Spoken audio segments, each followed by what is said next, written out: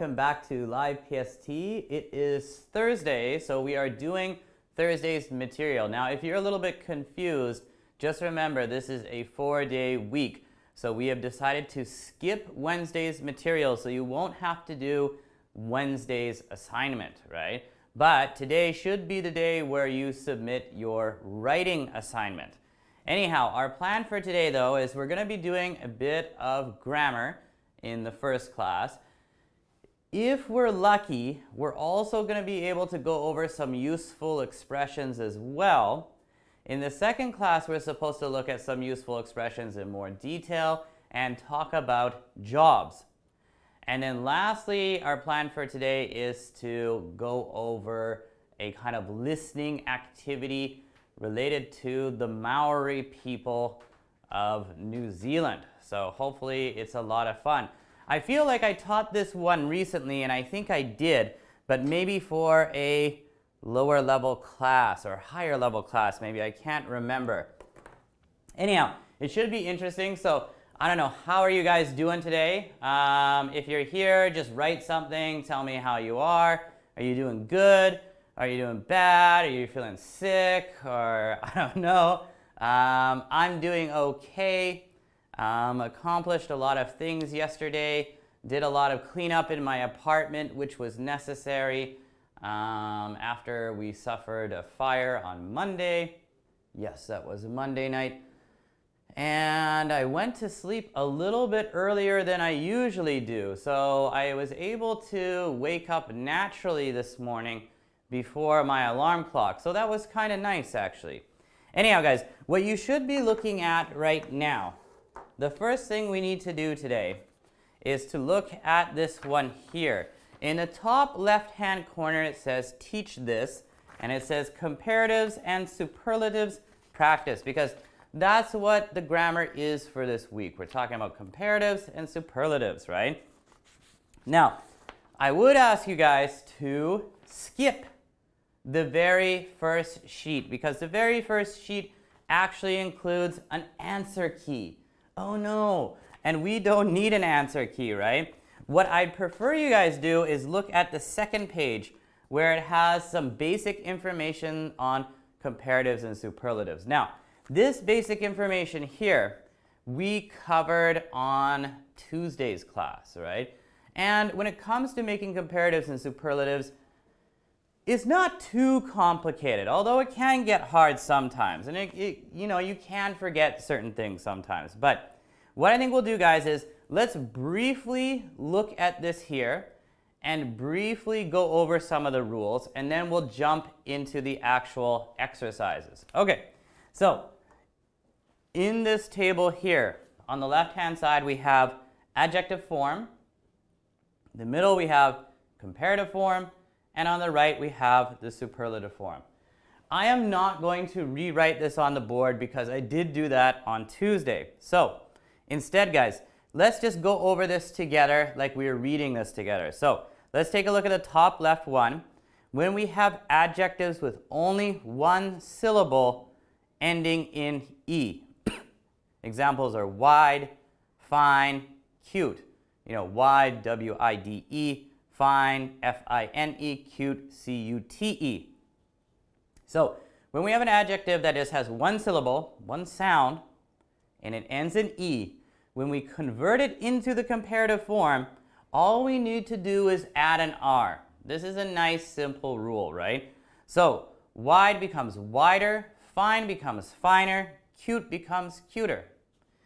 When it comes to the superlative form, all we need to do is add st. So wide becomes widest, fine becomes finest, and cute becomes cutest, right? Okay, now moving off of that one. So we just covered one syllable adjectives ending in E. The next one we're looking at here is one syllable adjectives with one vowel and one consonant at the end. Okay, now in this case, it gets a little bit more complicated. Now, generally, these adjectives are just one sound, so they're just going to be 3 letters. So we got things like hot, big, fat. What we need to do here for the comparative form is we need to double the consonant. And then we add ER. So hot becomes hotter. H-O-T-T-E-R. Big becomes bigger, B-I-G-G-E-R. Fat becomes fatter, F-A-T-T-E-R.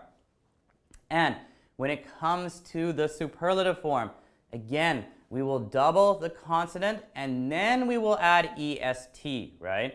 So hot becomes hottest, H-O-T-T-E-S-T. Big becomes biggest, B-I-G-G-E-S-T. And fat becomes fattest, F-A-T-T-E-S-T. And we're done. Okay, so in both cases we've covered adjectives where there's only one syllable, but the first one, it ends with an E. The second one, it ends with a consonant sound and just 3 letters. Okay, next one here is again only one syllable, but with more than one vowel or more than one consonant at the end of it. Okay, so our examples here include things like light, neat, and fast. So light has 5 letters, but just one syllable, right? Light. Neat, 4 letters, but one syllable, but it ends with a T. Fast, 4 letters, but one syllable, and it ends with a T again. Now, the rule here is not complicated. When we convert it into the comparative form, we simply add ER to it, right? So, light becomes lighter, right? L-I-G-H-T-E-R. Neat becomes neater, N-E-A-T-E-R. Fast becomes faster, F-A-S-T-E-R. Okay, now, the superlative form here, you need to add est. That's all you need to do. So light becomes lightest, neat becomes neatest, fast becomes fastest, right? And you're just adding the est to the end. You're not doing anything else special. Okay, the fourth rule we have here is when it comes to an adjective with 2 syllables, but it's ending in Y. So things like silly, happy, lonely, right? Now, the rule here is maybe a little bit more complicated than the other ones, right? Because when you convert it into the comparative form, you are changing the Y to an I, right? You're removing the Y and replacing it with an I, and then you're adding an ER, right? So I-E-R, but remove that Y, right? So happy becomes happier, silly becomes sillier, lonely becomes lonelier, right? When you're changing it into the superlative form, you're kind of following the same rule, except you're adding est. So with something like silly, you're going to remove the Y, replace it with an I, but then add est, right? So happy becomes happiest, silly becomes silliest, lonely becomes loneliest, right? And there we go. Now, of course, there are so many adjectives out there that have 2 or more syllables and they do not follow all the other rules, right? Like the first 3 rules are all about adjectives that have just 1 syllable, right? But 1 syllable ending in an E, or 1 syllable ending in a consonant sound and 3 letters, or 1 syllable ending with, a consonant but there are 2 vowels, or there are 2 consonants, right? And there are 4 letters or more.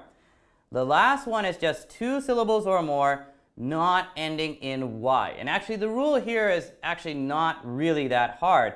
So if we think of examples like modern, interesting, intelligent, beautiful, etc., etc., all you need to do here is to use more before the adjective. You do not actually need to modify the adjective at all. You're just adding more beautiful, more interesting, more intelligent, more modern, right? And that's it. When it comes to the superlative form, all you need to do is instead of using more, you will use most, right? So the most beautiful, the most interesting, the most intelligent, the most modern, and that's it. Okay, so we went over the basic rules when it comes to forming the comparative and superlative form. But there are some irregular adjectives that are harder to convert and do not follow these rules, right? But don't worry, there's not too many of them, and I think they're kind of easy to remember. So if you guys take a look at A here at the bottom, says these adjectives don't follow the rules above. What are their comparative and superlative forms? So let's take a look at those 3 adjectives that we have here. Maybe there are more on, oh, no, there aren't. Okay, just 3. We've got good, bad, and fun. Okay, and then we got their comparative form and their superlative form. So good, this adjective here, he is good. What is the comparative form? Now, if you're following the rules here, you would think that good would follow maybe the 3rd rule here. Only 1 syllable with more than 1 vowel or more than 1 consonant at the end, right? So this one here, you would think, oh, this is easy. You just add ER. Good becomes gooder, and then the superlative form is goodest. Bam! Unfortunately, that's wrong. Good is irregular. So good becomes what? It becomes something with a B. Okay, it becomes that. Can you guys guess?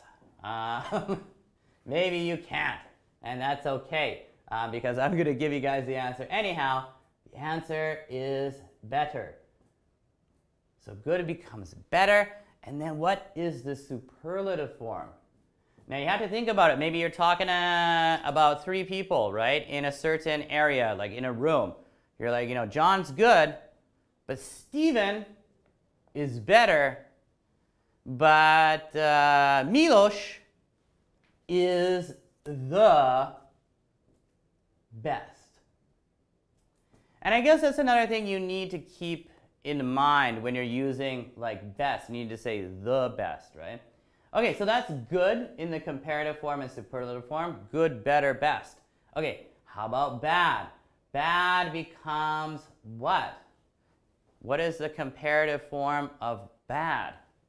He's bad, but that person is this, and this person is that.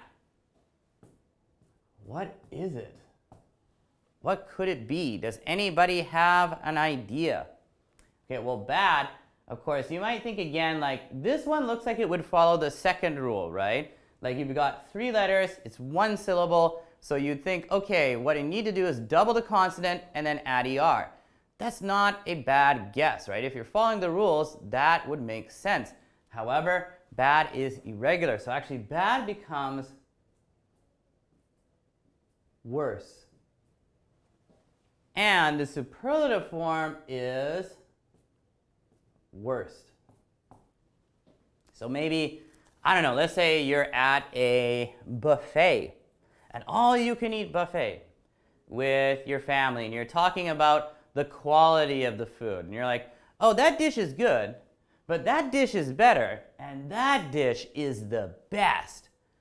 On the other hand, man, that dish is bad. And then somebody says, oh, but that dish is even worse. And you're like, true. And then another person says, but that dish is the worst, right? Like it's the worst, it's awful, it's disgusting, right? Okay, so bad becomes worse, and the superlative form is worse. Now, fun. This is fun. How do we convert fun into the comparative form and the superlative form? What does it become? Fun is kind of a tricky one. To be honest, even native English speakers make mistakes with this one, right? They'll say like, oh, that activity was fun, but that other activity was funner. Oh, and that was the funnest. Funner and funnest are unfortunately incorrect. We don't say that. Instead, we kind of follow the 5th rule, and even though this is not 2 or more syllables, right? Fun is just 1 syllable. And you would think again that the rule here for fun would maybe follow the 2nd rule on the adjective table here, right? You would add an extra N, so you double the consonant and add ER. And if you were thinking like that, 99.5% of the time you are correct, but fun doesn't follow that rule. So actually for fun, we just make it more simple. We just say more fun, and the most fun. And that's it. Okay, guys, good. So we got this one finished. Why don't we turn over to the back side in B? We have a massive list here. This would actually take a pretty long time. Let's see how we do with this. I think we can get a lot done.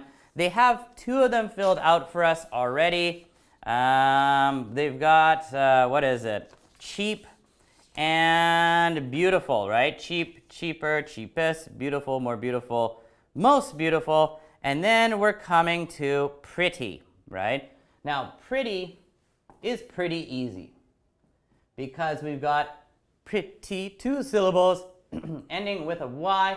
We know we have to remove that Y, replace it with an I, and then add ER, right? So pretty becomes prettier. And the superlative form here, of course, you need to remove the Y again, replace it with an I, but then add EST, right? So pretty simple. After that, we've got easy. Now think about easy. Easy is a pretty short word, right? It's only 4 letters, but easy, easy, 2 syllables, again, ending with a Y. So we're following the same rule here. Easy becomes easier. And then it becomes easiest, right? And there we go. Okay, moving on further, we've got big. Big, oh, this is too easy. We looked at this in the example. Big, bigger, biggest. And so on and so forth. Maybe we shouldn't do the entire thing. Yeah, actually a lot of these ones here are too easy. Okay, guys, what I think you guys should do is, if you have extra time, try to fill in the rest of this chart here. But honestly, I think this is a little bit too easy for us to go over in class. Just refer to the rules if you get stuck, and you should be okay. So instead of that, guys, why don't we take a look at the dialogue on the next page in C here. So the dialogue on the next page, we've got complete the questions and answers with comparatives and superlatives. So you have to guess, like, is this in the comparative form or is this in the superlative form? And then you must modify the adjective according to whether you think it is a comparative or superlative. And of course, you got to follow the rules. So give me a second here. Let me just erase the board. And unfortunately, this is numbered. Okay, so I can put in the answers with you guys here. Okay, so number 1. What is the blank place you have been to? B, blah, I've ever been to is somewhere. Okay, so for number 1, I think for the actual answer, you have to just think of, I don't know, some place for the third blank, right? Okay, so we have interesting. Think about that. Interesting. That is 4 syllables. So that's following the rule. When you have 2 or more syllables and it's not ending in Y, you need to add more for the comparative form or most for the superlative form. But what we need to think here is this the comparative form or is this the superlative form that we need to convert it into?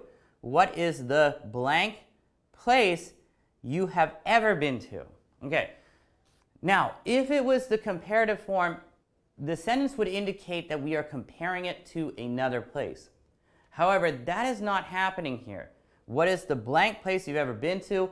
It sounds like they're asking for the superlative form, right? So our answer here should be, what is the most interesting place you have been to? And then with the answer here with B, you would want to say, blank I've ever been to is, when you start the sentence, you'd want to say the most interesting place. We also have to add place. The most interesting place I've ever been to is, now this part here, this is just your own personal answer, right? We don't have an answer for this. You're just gonna want to fill in the blank here with a place that is the place that is the most interesting place that you have ever been to, right? So for me, what is the most interesting place you've ever been to?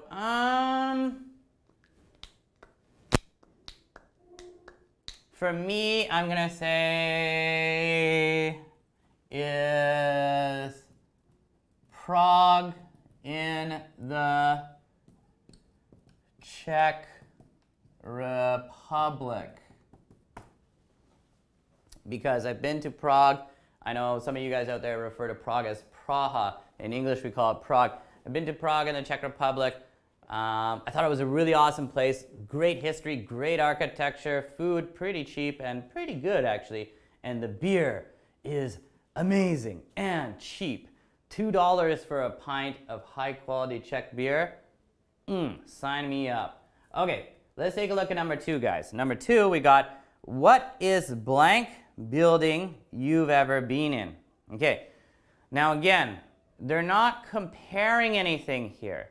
So again, this should be in the superlative form, and we've got tall, right? Now tall already has 2 consonants at the end of it, and it's 1 syllable, right? T-A-L-L. So all we need to do here is to add the superlative form, which is E-S-T. So our answer here is pretty easy. What is, now don't forget though, we need to add the when we're talking about superlatives. What is the tallest building you've ever been in? Now, when the person is answering, they would say, the tallest building I have ever been in is blank. And then again, you just need to think of your own answer, right? What is the tallest building you've ever been in? For me, it is the CN Tower. Probably not a lot of you guys know what that is. It's a really big tower in Toronto. It used to be the tallest building in the world for maybe a couple of years in the late 1990s, but it is not anymore. But it is really tall, so if you go to Toronto, check out the CN Tower. Okay, number 3, which is blank, the Sahara Desert or the Gobi Desert? Okay, so this time we've got 2 different things, right? Sahara Desert or Gobi Desert. So sounds like we are comparing these 2. So we are not going to be using the superlative form. Yay, finally, right? Now, our adjective is large, right? Large. 1 syllable, right? Large. It's ending in E. So in this case, we are following the first rule, right? We are just going to add an R to this to turn it into the comparative form. So, which is larger, right? And we don't need to say the larger. That's only used in the case of superlatives, right? With comparatives, no. So which is larger, the Sahara Desert or the Gobi Desert? Now, with our answer, we've got the blank is blank. Now, here they're saying the some kind of desert is the comparative form, right? So the comparative form, again, is just larger. But we have to think, which desert is larger? Now, actually, I'm not some kind of geography wizard, but I believe it's the Sahara Desert. So I'm going to write the Sahara Desert. I'm pretty sure that's right. Now, also, be careful when you're writing desert. Just 1 S. If you accidentally write 2 S's, then it becomes dessert. And then, you know, dessert is delicious, but desert is not delicious. It tastes like sand, and heat is no good. Anyhow, number 4.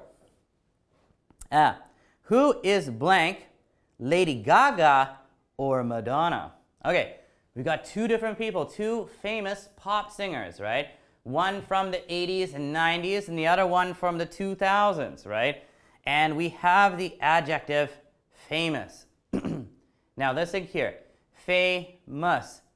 2 syllables. Is it ending in Y? No. So the rule here is actually pretty simple. You're going to use more for the comparative form, or you're going to use most for the superlative form. But because we are comparing these 2 pop stars, Lady Gaga and Madonna, we are using a comparative. So our answer for number 4 here, who is more famous? Who is more famous? Lady Gaga or Madonna? Now, with our answer here, we've got blank is blank. So we need to give the answer. Who is it? Is it Lady Gaga or is it Madonna? Now, again, this is just your opinion. I would say, if we're thinking about over time, the answer is probably Madonna. But if we're thinking about like currently, like right now, the answer would obviously be Lady Gaga. And I like Lady Gaga more anyhow, so I'm just going to write Lady Gaga. Lady Gaga is more famous. And there we go. Okay, guys, moving on to number 5 here. Which country has a blank population? China or India? And again, we have large. And in this case, we're following the same rule as number 3 because we're comparing 2 countries, China and India. So in this case, this answer is too easy. Which country has a larger population? China or India? Blank has a something something. Now, what we need to do here is we have to choose which country. Now, actually, the answer we know is China. Although, India, probably 10 years from now or 20 years from now, actually, I believe India will have a larger population. But anyhow, so China has a larger population. We need to include that. Okay, let's move on to number 6. Number 6, which fruit has a blank smell? Bananas or durians? Now, it says or a durians. What the?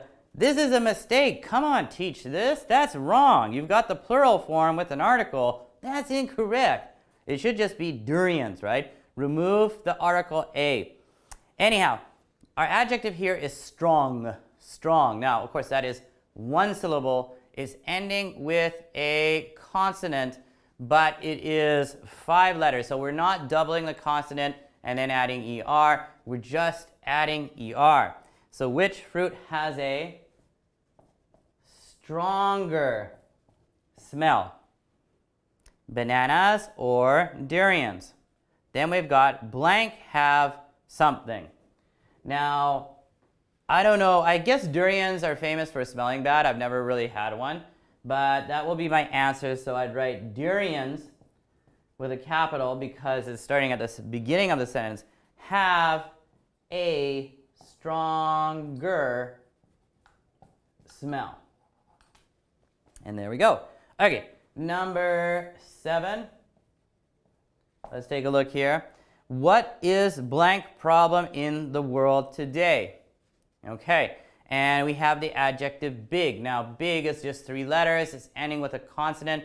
We know the rule to follow here is to double the consonant and add ER. So big is going to become bigger or biggest for the superlative form. Now, is it the comparative form or the superlative form? What is blank problem in the world today? We're not comparing anything. We're just talking about the entire world. So in this case, we need to use the superlative form, right? So it is, what is the biggest problem in the world today? There we go. What is the biggest problem in the world today? The blank is blank blank, right? So you have to think of an actual answer here. What is the biggest problem in the world today? Now, the weird thing is here, it's writing the something. So you need to think of a problem that starts with the.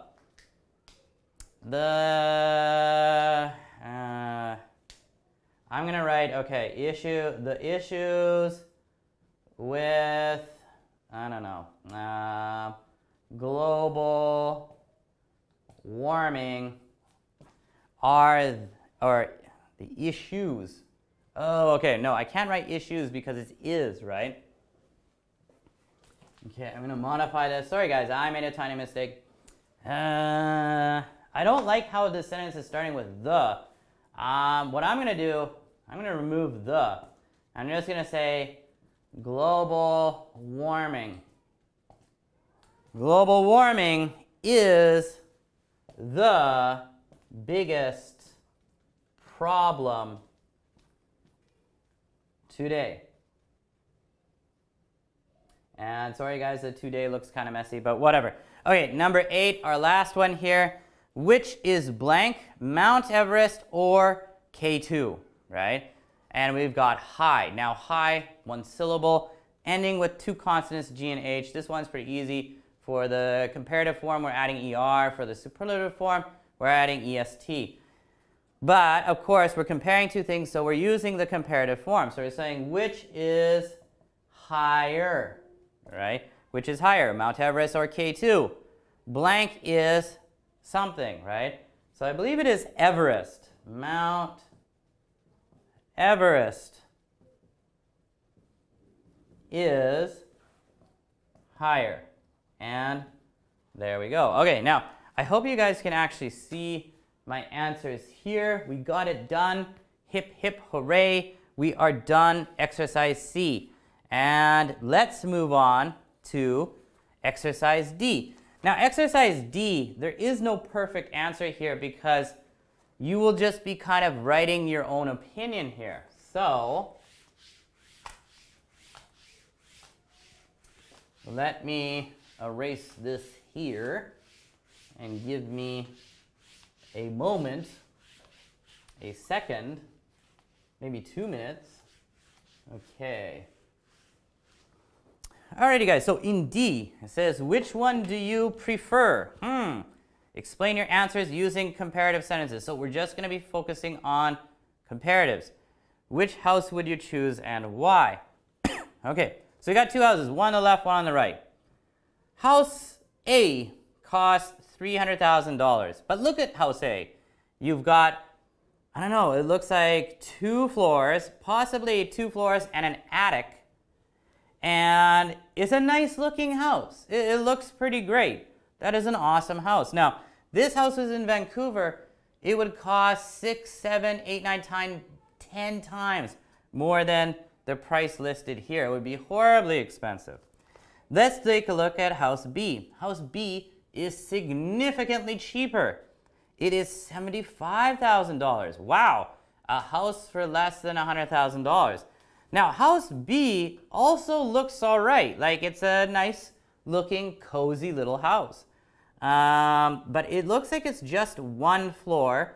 However, I can tell there's also a basement here. So you've got a basement, it's 1 floor, you've got some trees around it. So maybe it's closer to nature. That's always good. You know, you can go play in the forest or something when you want to, and that's fun. And yeah, like I said, it is significantly cheaper, right? It is $225,000 cheaper. So which house would you choose and why? Now, initially, I was thinking like, oh man, definitely A, right? Like 2 floors and an attic, dude, right? $300,000. That's not that bad. I could afford this house. I just get a small mortgage. I'd be good. I'm good to go. But actually, I'm going to go with B for a couple of different reasons here. But okay, let's label this as number 1. I think what they want you to do is to give maybe a few sentences, right, explaining why you would choose B. So I would write here, which house would you choose and why? I would choose house B because it is cheaper than A. It is also cozier than house A. And maybe one more thing. Yeah, in addition to that, it looks like it is closer to nature. Okay, guys, good. So I used bang, bang, bang. I used 3 comparatives here, and I think that's good enough for each explanation. I would choose house B because it is cheaper than house A. It is also cozier. So cozier is coming from cozy. Cozy kind of means like small and comfortable. Now, honestly, of course, I would prefer the larger house, but whatever. I'm just giving reasons. It's also cozier than house A. In addition to that, it looks like it is closer to nature than house A, right? And of course, it's nice to be close to nature. Now, the real reason why I would pick house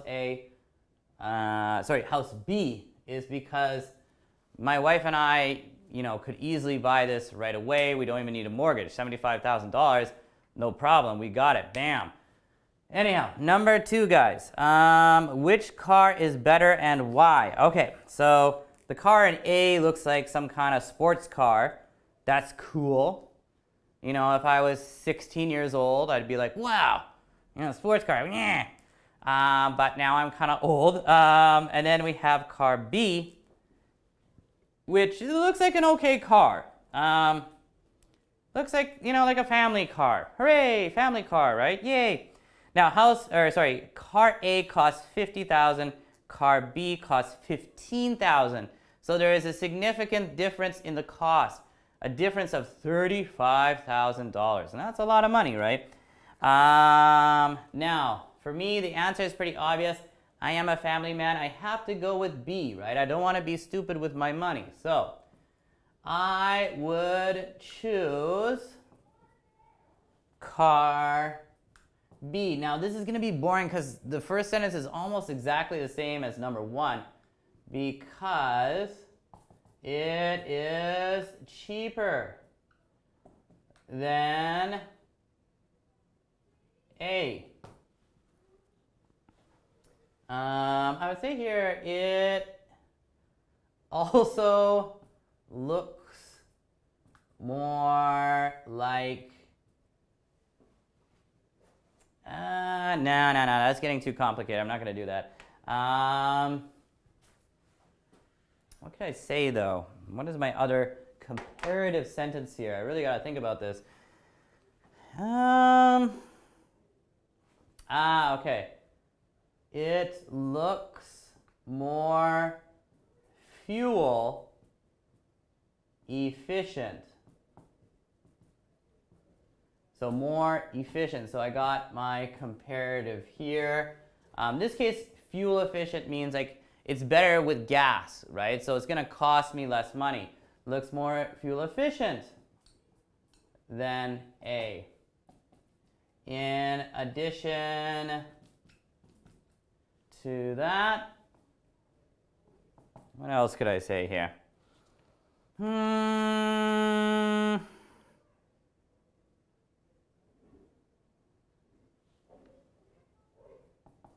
It may be more durable than A. Now, durable means like can last for a long time. Durable is a good adjective. It can, like, if something is durable, it's kind of reliable.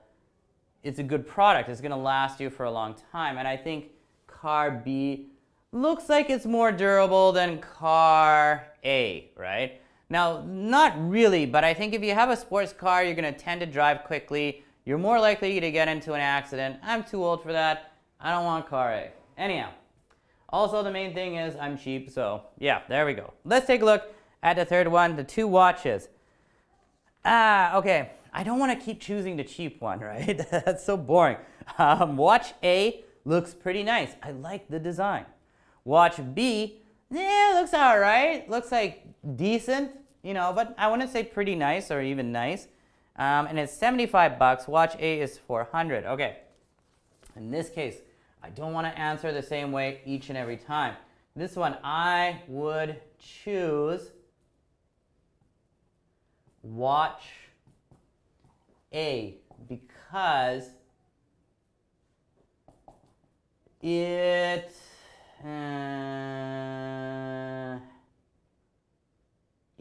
has a better, so comparative, it has a better design, right? It also looks more stylish. Looks more stylish and more reliable. So got, looks like we're going to have 4 here. In addition to that,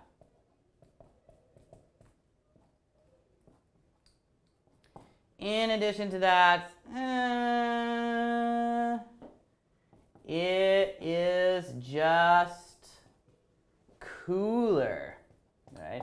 It's just cooler. I wish I had that watch, right? Actually, I had a watch like that, but I got mugged. And I actually told you guys the story yesterday, but I got mugged and I lost the watch, so that was unfortunate. Anyhow, all right, guys, so we got that done. Doing pretty good, making good progress. We're done with D. If we take a look at E here, E we cannot do, right? Because it says in pairs. So if you guys are at home staying with, you know, a girlfriend, boyfriend, wife, husband, really intelligent pet, like you have a really smart dog that can speak English or cat that speaks English, you could definitely try out E. But, yeah, no, try this at home. Okay, but for us guys, we're gonna stop it here with this one. We've done enough practice and enough review of comparatives and superlatives. I think you guys are pretty good. However, I highly recommend doing the rest of those exercises there and practicing, because practice makes perfect and it'll make you much stronger. Now, second class today, we are supposed to go over a bunch of idioms and useful expressions and also talk about describing jobs. However, that is TMI. It's too much information. There's actually too much stuff to do. So why don't we just get started on one of them before we take a break here, because there's no way that we will be able to finish all of that information there. So might be a good idea to look at the idiom list, and we're going to go over some of these idioms here. I think I'm just going to choose about 10 that we will go over.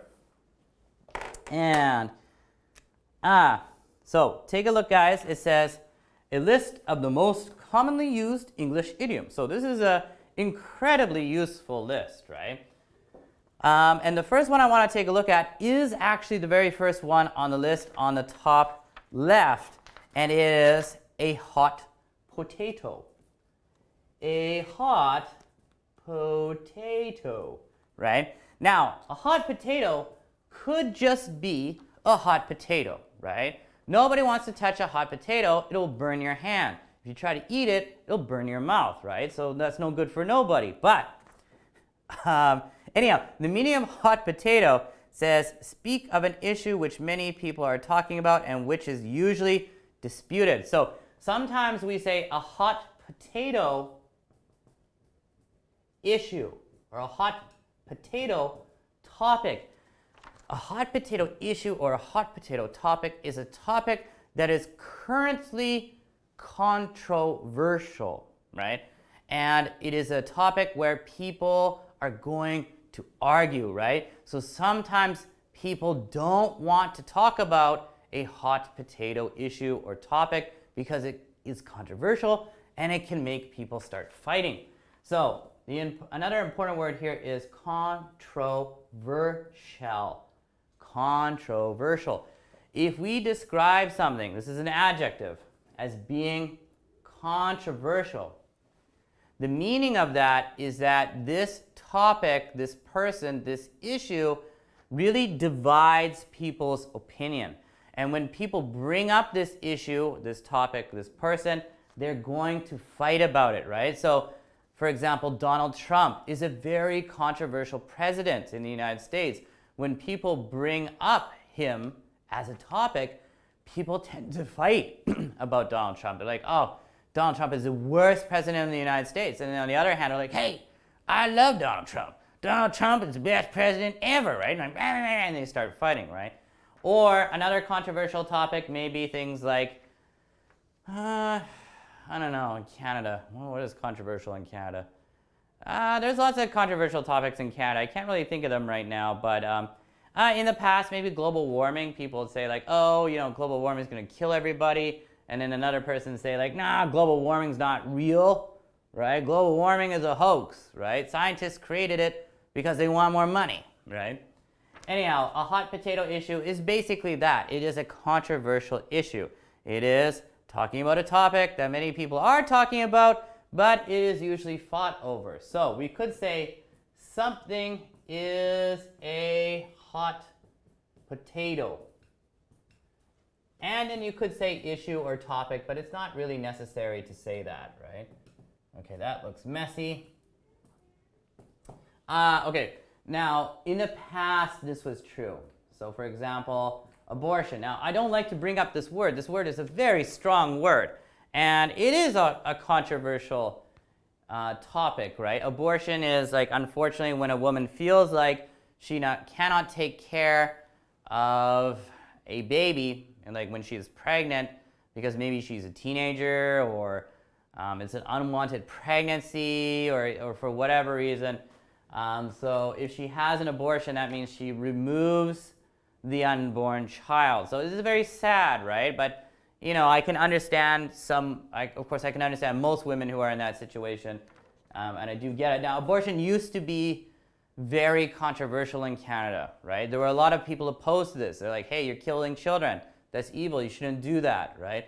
But on the other hand, there were a lot of other people who are pragmatic, sometimes feminists too, who are like, hey, it's my body. I can do whatever I want to do with my body, blah, blah, blah. So abortion is a pretty hot potato topic, a hot potato issue, right? And people have to be careful when they talk about it. So anyhow, that is an example. So let's move on. The next expression here, a penny for your thoughts, is an okay expression. I don't use it too much, but if you say to somebody, hey, a penny for your thoughts, you're saying, hey, please tell me what you're thinking about, or please explain your opinion, right? It says a way of asking what someone is thinking. It is a good expression, right? If I see somebody and they look like they're deep in thought, they're like this, right? And I'm interested in knowing what this person thinks. I might say, hey, a penny for your thoughts, right? Please tell me what you're thinking. But not terribly useful, so we're going to skip that one. Actions speak louder than words. This is a good expression. People's intentions can be judged better by what they do than what they say. Actions always speak louder than words. The meaning of this is very simple. It means, yes, you can say something, but I'd prefer to see you act on it, right? Actions have more consequences or are more powerful than words, right? And that is the meaning. But there's a lot of other ones here, guys. But I think a good idea would be to take a break, and then after the break, we'll look at this in some more detail. But we're just going to look at 10 in detail, and then we're going to skip on and talk about jobs and describing jobs, right? So let's take a break, and we'll get back to it in about 10 minutes, right? So we'll see how that goes.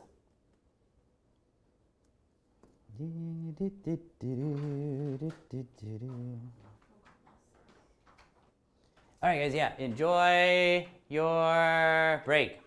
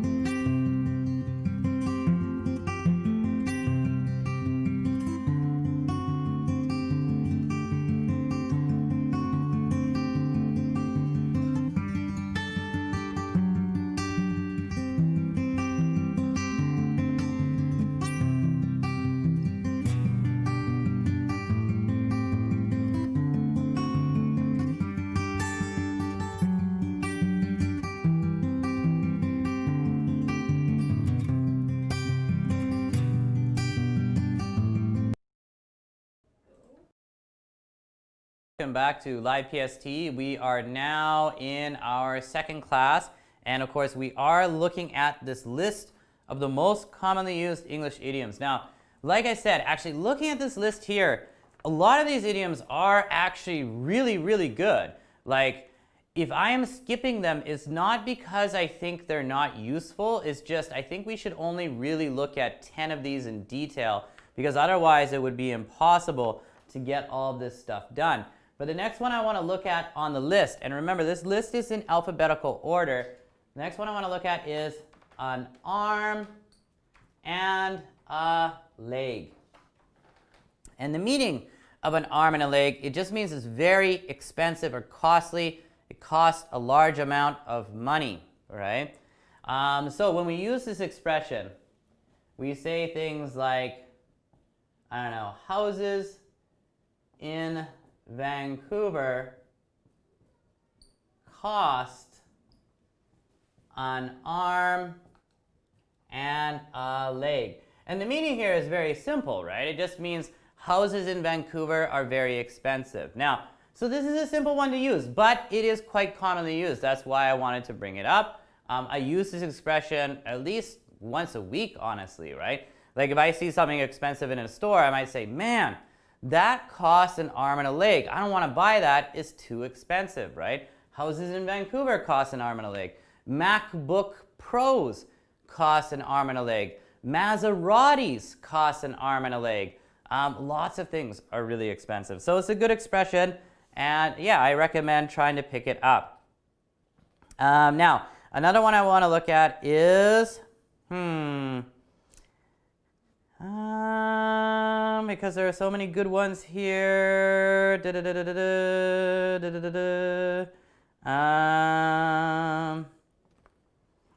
Okay, on the other side, it is to cut corners. Now, the meaning of to cut corners means to do a bad job, to not do a job properly, right? So yeah, it says here, when something is done badly to save money. So sometimes contractors or construction workers or whatever, sometimes they cut corners because they want to save money so they can make more money. They do a bad job because then they can save more money, right? But in the past, and this is true, my boss always told me to not cut corners. My boss always told me, you know, don't do a bad job, even if you can save money doing it, because it's going to cause problems. So don't cut corners, right? Do not cut any corners. So that is the meaning, is to do a bad job in order to save money, but it doesn't always have to be about saving money. It could also just be about saving time, right? Like a lot of students do this, right? Maybe you have to write a paper, right, for an assignment, and you're like, oh man, I'm too tired, I don't really want to do this. So you go online and you copy something from the internet, and then you try to use that in your paper. I'd say, man, don't cut corners. You're cheating, right? Anyhow, so that is to cut corners.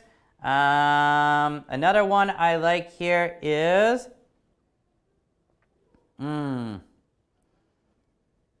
really do like every cloud has a silver lining. Every cloud has a silver lining. Now, if you think about this, every cloud, a cloud could be dark, right? It contains rain or, you know, something like that. But maybe every cloud has a silver lining. Within that dark looking awful cloud, there's a little bit of silver. And the meaning of this is, you know, try to be optimistic. Even difficult times will lead to better days. So this cloud kind of represents a problem, an issue, an obstacle.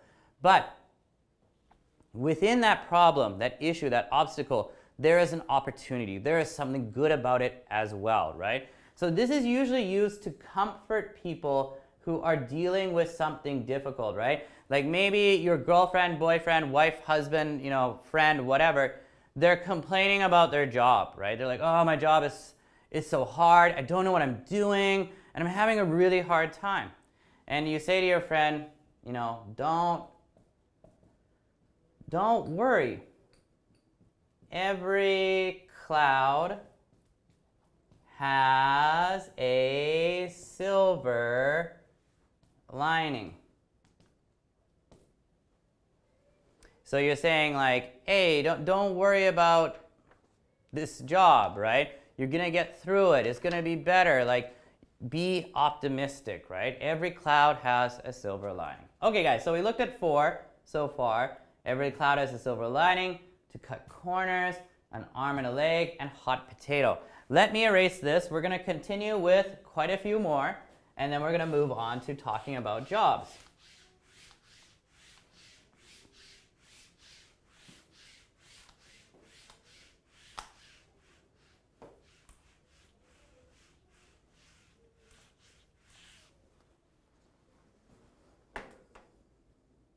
Now actually the one I want to talk about next is actually on the same page. It is to feel a bit under the weather. If you feel like you are a bit under the weather, what you're saying is you feel kind of sick. You feel slightly ill, right? So maybe, you know, somebody asks you like, hey, how are you doing today? And you want to tell the truth because you're not feeling very well, right? You're not totally sick, but you feel like you're getting sick or you're kind of sick. So in this case, you might say, like,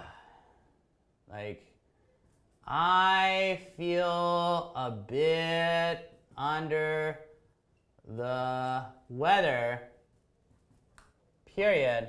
Maybe I should go home, right? I'm feeling a bit sick. Maybe I should go home. And that's all it means. Okay, so to feel a bit under the weather. It's a good one.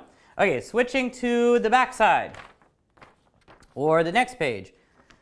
Oh, another one I like here is to hit the sack or to hit the hay or to hit the sheets. But I don't usually use sheets. I prefer to use hay or sack. The meaning here is really simple. It just means to go to bed, right? Because maybe in the past, a lot of people would sleep on hay if they were working on a farm or something, or the sack, which is like sack is basically like a big bag, right?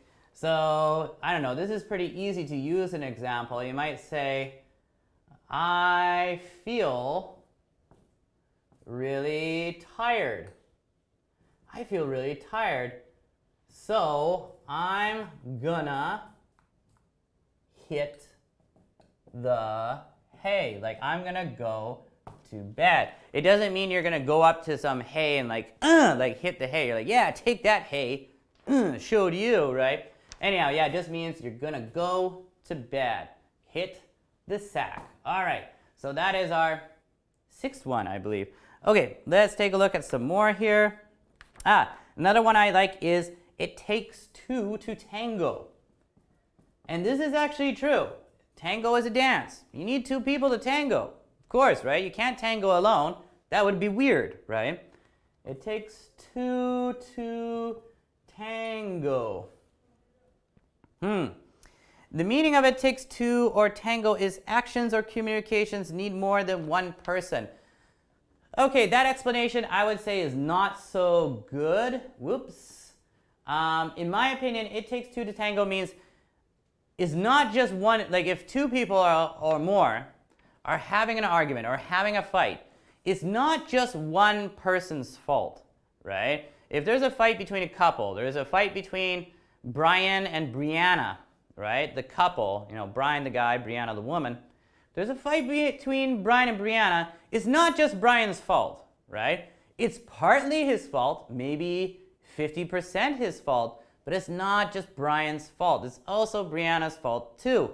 So that's when you would say like, maybe Brianna's attacking Brian, right? And she's like, Brian, you're so stupid, and I hate you, and you never do the dishes, and you pee, and you don't put the toilet seat down after, and your feet smell, and you don't do the laundry on time, and like you smell, and like whatever. So Brianna's complaining about Brian. Brian could say like, whoa, hey, it is not just my fault. Remember,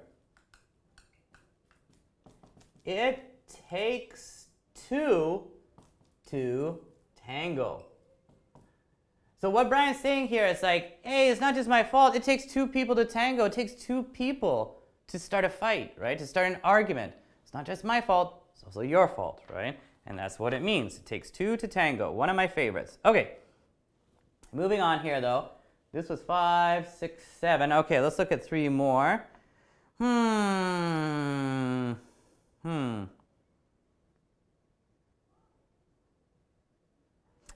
Yeah, I do like this one.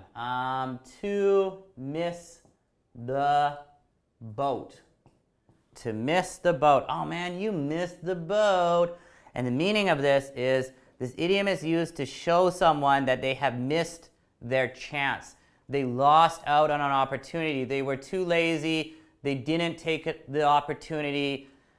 They let this slip through their hands. Like, let's say somebody had an opportunity to buy this business for a cheap price, but they kept waiting and waiting. They're like, oh, maybe I'll get it later, or I'll do that later. And like, yeah, it's a good opportunity, but I can do it later. And then later, when they want to actually take the opportunity, time's up. They sold it to somebody else. The opportunity is gone. In that case, you could say they missed the boat, right? They lost out because they were too slow to act, right? So somebody could say, you missed the boat. You missed the boat. You should have invested when you had a chance.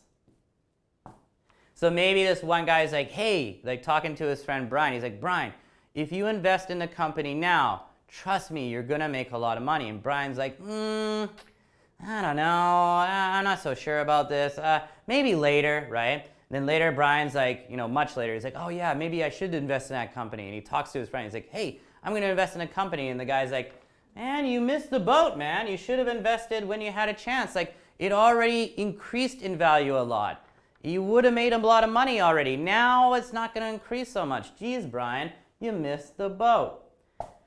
Anyhow, so they missed an opportunity. Okay, so to miss the boat, and let's look at 2 more.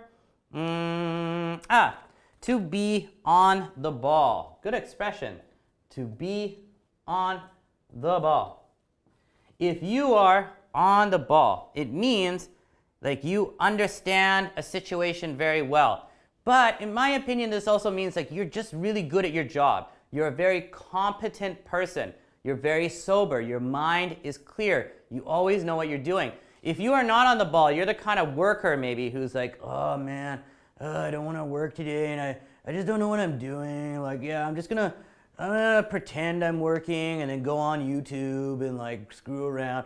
Like you'd say, oh, that guy is not on the ball. But the other guy, Brianna, Brianna, she is on the ball. Like she's always working. She knows what she's doing. She knows her job, right? So it's a good compliment if somebody says, hey man, you are always on the ball, right?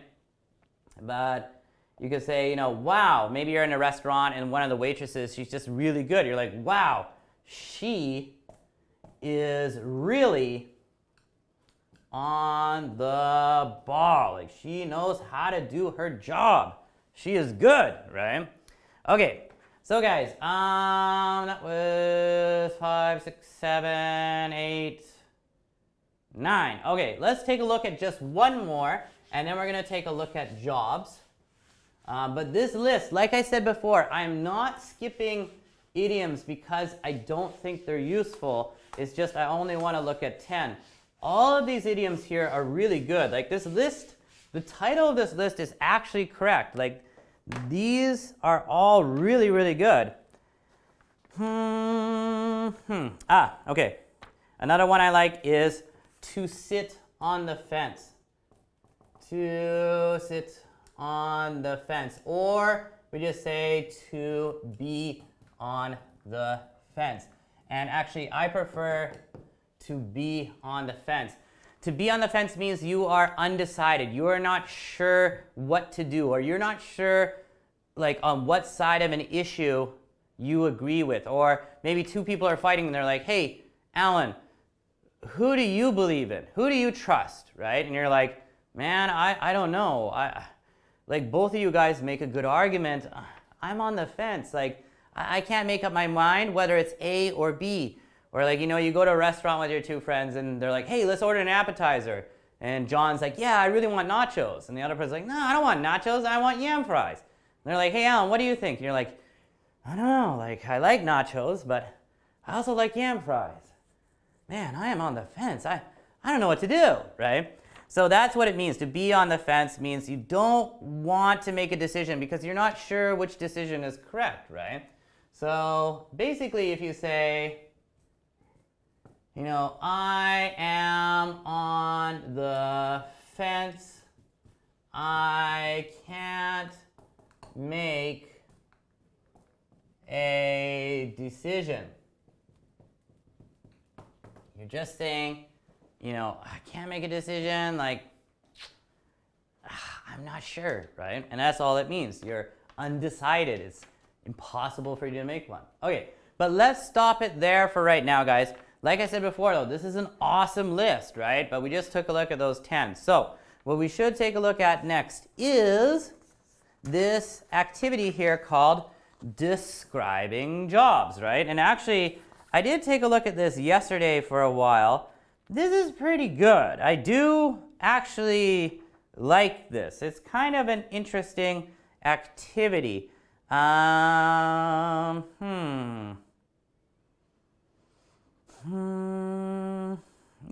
this is pretty good. I think what we're going to do is we're not going to do the entire activity. It would take too long. And some of the ones here require a partner. But part 1, part 2, and part 3 are actually quite good. So maybe let's do that. Let's cover those ones. Yeah, that should be good. Okay, so obviously, you know, whether you're living in an English-speaking country or not, whatever culture you are from, talking about jobs is important, right? If you're gonna come live in Canada or America, people are gonna, that's like the second or third question people will ask you. Like besides like, what's your name? It's like, you know, what do you do? Or what did you used to do? Like, oh, I was a doctor, or I was a dentist, I was an engineer, construction worker, you know, whatever you work, right? So it's very useful. Now in part 1, we're gonna look at a list of jobs, which I hope you guys mostly know.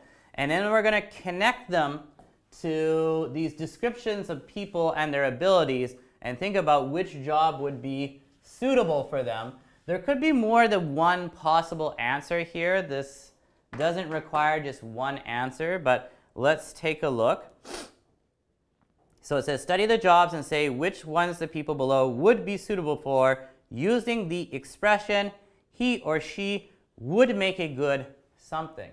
So the useful expression here is he or she would make a good blank. And of course, this is filled in with some kind of job, some kind of occupation, right?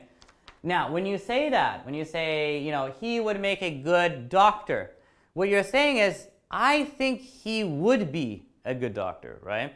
Or I think she would be a good dentist, right? She would make a good dentist, right? Or, you know, you see your friend John. Maybe John is down on his luck. He's not working these days. But you know John is actually quite smart. He's good at math, you know. And he's good at talking to people. So you always thought, John should be a math teacher. Like, why not? John would make a good math teacher. Okay, now let's look at the list of jobs we actually have here. First one, top left-hand corner, we have accountant. Now, I hope you guys know what an accountant is. In Canada, we usually call them a CPA, Chartered Practiced Accountant. Yes, that is correct. Anyhow, an accountant, of course, is somebody who works usually for a company, maybe the government, and they work with numbers. They do a lot of finance, right? That is an accountant's job. So there's accountant, then we have company director. Basically, company director is the same thing as saying CEO, right? Company director is basically the boss, right? After that, we have programmer. What is a programmer? A programmer, of course, is somebody who works with computers, right? And maybe they're doing C++ or Java or Ruby or Python. They're using computer programming languages to program computers and to create computer programs, right? Anyhow, so that's programmer. Then we have architect. An architect is somebody who designs buildings, right? They make the plans for designing a new building. Obviously, really high-paying job, and probably a very interesting job. After that, we have electrician. So an electrician, of course, is somebody who sets up the electrical grid or wiring in a building, right?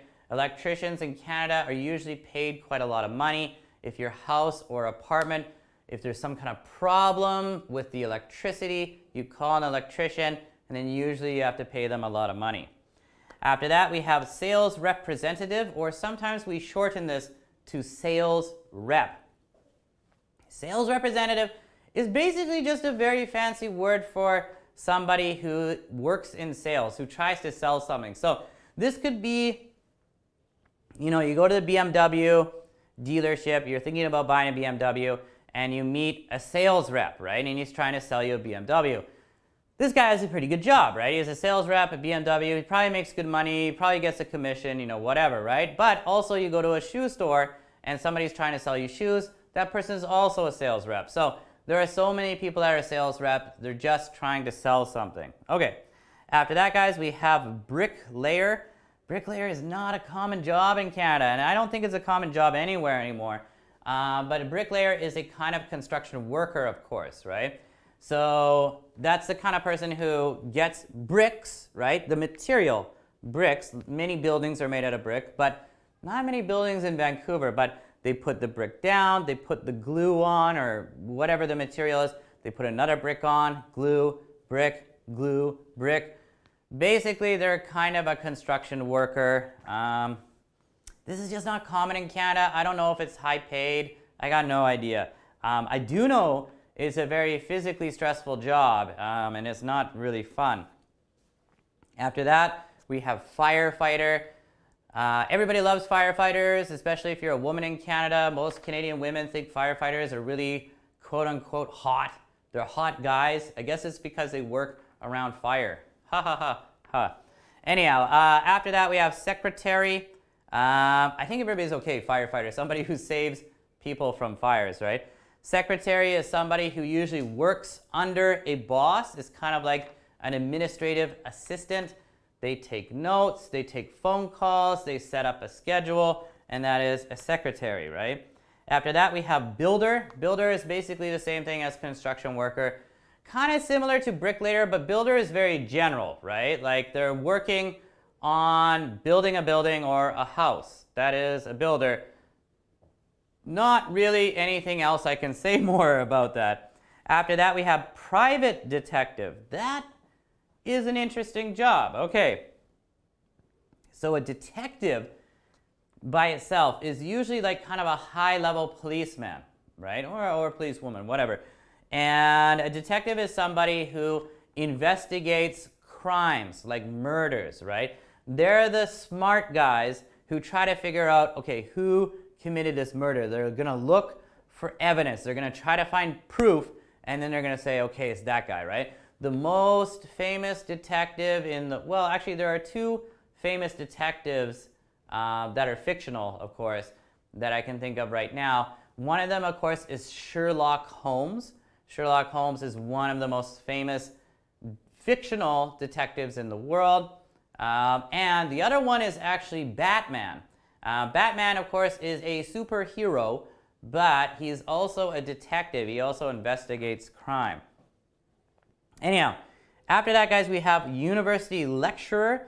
To lecture can mean to give a speech on, right? To talk about some topic. So university lecturer is basically the same thing as professor. Okay, now what we need to do is read the descriptions of these people and then think about what job would be good for them. So number one, we have Paul, right?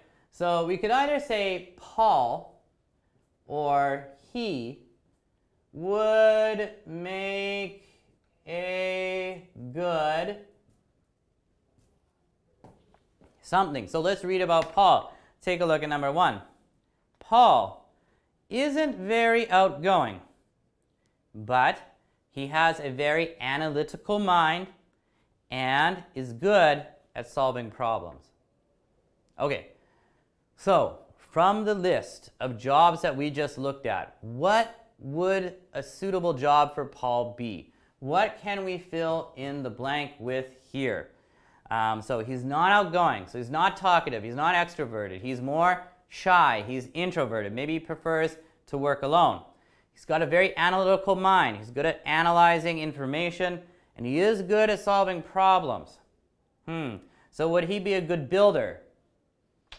Yeah, nah. Would he be a good detective? Yeah. Would he be a good university lecturer? Definitely no. Firefighter? No. But what I think he would be good at is programmer, right? He'd probably be good as a programmer because he's got an analytical mind and he's good at solving problems. And that's mostly what programmers do. There's problems with some software, they try to fix it, they have to analyze the problem, then they have to fix it, and they don't need to work with other people so much. So Paul would make a good programmer. Okie dokie, so good for Paul. Let's take a look at number two.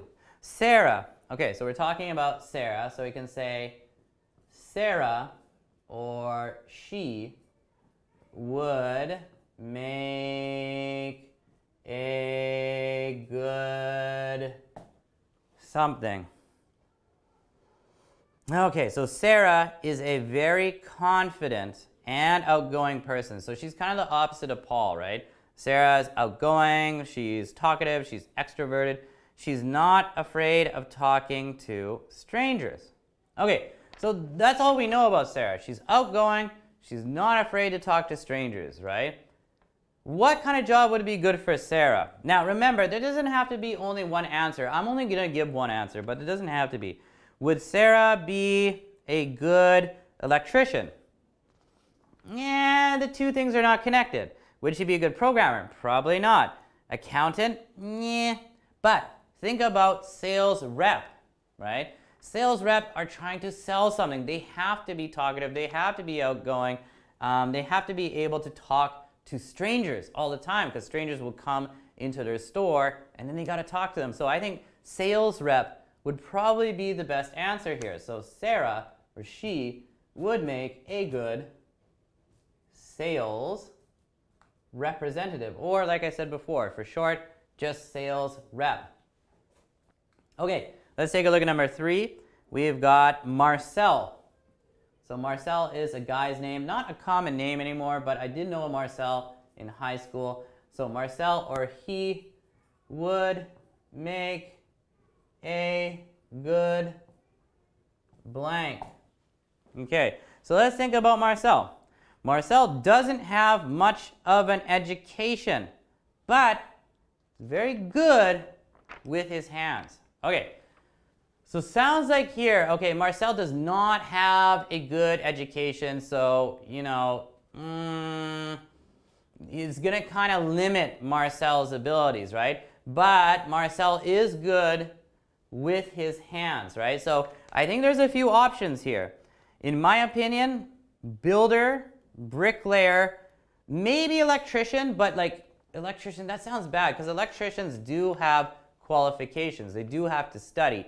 So I would say builder because there aren't many bricklayers in Vancouver. So I think builder would be a good job for Marcel. Because if you're a builder, you need to be good with your hands, right? Okay, but let's move on. Number 4, Andy. So we're talking about a guy named Andy,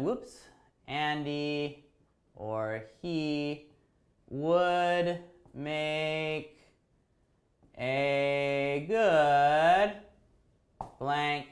I don't know. Andy has very good observation skills and pays extreme attention to detail. He also has a love for adventure and is very brave. So we have a lot of info about Andy. He likes adventure, he's very brave, he has good observation skills, so he's good at watching things, right? And he pays extreme attention to detail. He's always watching. Okay, so what kind of job would be good for Andy? This is actually the most interesting one in my opinion. But what kind of job here requires you to be adventurous and outgoing, but also to be able to watch something and really pay attention? Of course, this would be detective, right? Or in this case, a private detective. Now, actually, I didn't really explain private detective. I explained detective, like someone who works for the police. Private detective is different. A private detective is somebody who has their own business as a detective. They are not working for the police. Usually what these people do is that they are paid money and then they go out and they observe somebody or they watch somebody and they try to gain some kind of evidence about them. Private detectives usually are used by people who think that their partner is cheating on them and they need or want evidence that they're cheating. So if I, for example, I don't want to use myself for this. No, if my friend Brian thinks his wife Sarah is cheating on him, maybe he goes to a private detective, pays him some money, and the private detective watches Sarah and tries to find out if she actually is, right? Anyhow, so that is private detective. Let's take a look at number 5, Catherine. Catherine is a good name. I haven't heard that name for a long time, but it's a very good name. Catherine, or she, would make a good blank. Okay, so Catherine is fascinated with buildings. She's quite creative and good at math. She's good at math, she's creative, and she loves or is fascinated with buildings. If you are fascinated with something, that means you are really, really, really interested in something, right? So she would make a good architect, right? Of course she would make a good architect because she's fascinated in buildings, she's creative, and she's good at math. Those are like all the things you need to be good at being an architect. Okay, let's take a look at number 6. I think we got Mike. Mike, or he, would make a good what? What would Mike be good for? Okay, Mike doesn't have any qualifications. Okay, so Mike's education is not good, but he likes helping people and he's not afraid of danger. Okay, cool. All right, so Mike's a brave guy and he's not afraid of things and he likes helping people. What does that sound like? To me, sounds like a firefighter, right? Because firefighters, you don't need to be highly educated, right? Although firefighters are probably intelligent in their own way, but you need to want to help people and you need to be really brave to be a firefighter. So cool. Let's look at number 7. Shelley is very good with numbers. So she, or Shelley, would make a good blank. Okay, but Shelly is very good with numbers, but she's a bit shy and generally prefers to work alone. Okay, so the answer to me is pretty obvious. She's shy, she likes to work by herself, she's good with numbers. Definitely sounds like accountant. Because accountants usually don't have to work so much with other people, and they have to be good at math, they have to be good with numbers. Okay, number 8, we have Daniel. Daniel, or he, would make a good something. All right, so Daniel here says Daniel is his own boss. He can't imagine working for anybody else. Okay, so Daniel, he's his own boss. He just wants to work for himself, right? Cool, good for Daniel. Daniel would make a good company director, right? Because what they're describing is basically a boss. Okay, now guys, those are my answers. If your answers were a bit different, like especially number 3, because this could be bricklayer, maybe electrician, might be a different answer for number 2. There's a couple of different options for these ones. Like, it's okay if you have more than one answer. That's fine, right? This is kind of like a little bit subjective. There is no perfect answer. So anyhow, but we got number 1 done. Let me erase this off the board. Let's move on to number 2. I think for number 2, we are matching. So what I will be doing here is just, we'll be thinking about this together. Hopefully I will be explaining things a little bit. And we will do some matching. And I'm going to switch to the blue, which I believe is still kind of working. So let's take a look at number 2. Yeah, the blue is working. And we've got 1, 2, 3, 4, 5, 6. What do we got? 7, 8, and 9. Okay. And we have to match the description to their opposite, right? So we're not describing or looking at the meaning. We're matching it with the opposite meaning. So number 1, it is very tedious. Tedious. Now, tedious is a word you guys might not know. But tedious basically means boring and repetitive, right? If something is boring and repetitive, it is tedious, right? If you have a tedious job, it means your job, is not only boring, but you're doing the same thing all the time. Repeat, repeat, repeat, repeat. When I was a kid, of course, my first part-time job was working at McDonald's. Working at McDonald's is pretty tedious, right? It's pretty boring and repetitive. It's a good experience, though. Everybody should work at McDonald's and have a boring time. It'll teach you the meaning of life.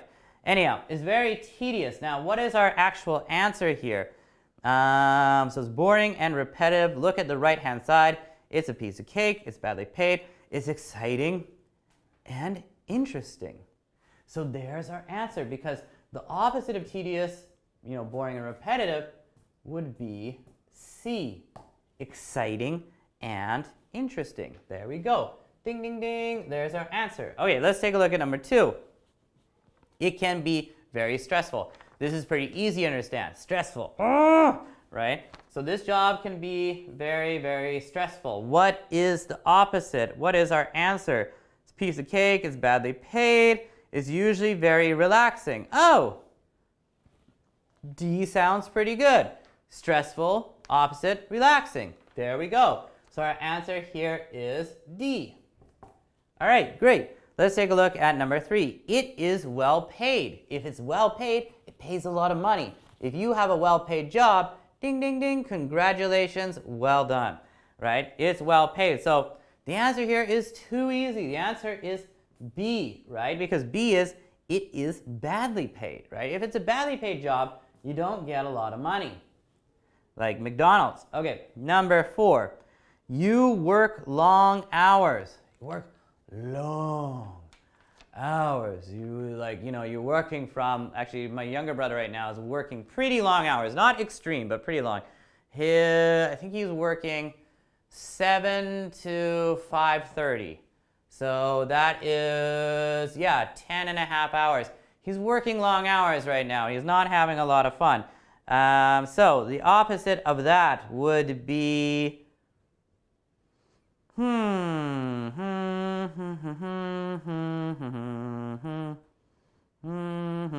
okay, the answer to that would be G, right? Because G here says, you can go home early.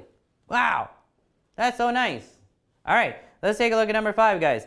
It is very challenging. It's very challenging. It's a very challenging job. Now, remember, challenging can mean like difficult, but it doesn't always mean that it's bad, right? Some people like a challenge. They like to challenge themselves, and they like challenging jobs, but it's very challenging. What would be the opposite here?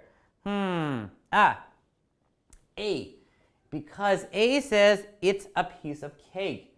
If we say it is a piece of cake, we are saying something is super easy. So yeah, our answer here is A. All right, let's move on to number 6. It can be very hectic.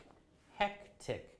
So hectic basically means busy and chaotic, which is kind of like being messy and disorganized. So actually, when I was teaching this before, one of the students I had was a kindergarten teacher, and she said, oh, as a kindergarten teacher, my job was often hectic. It was often busy and chaotic, right? You're dealing with a lot of little kids.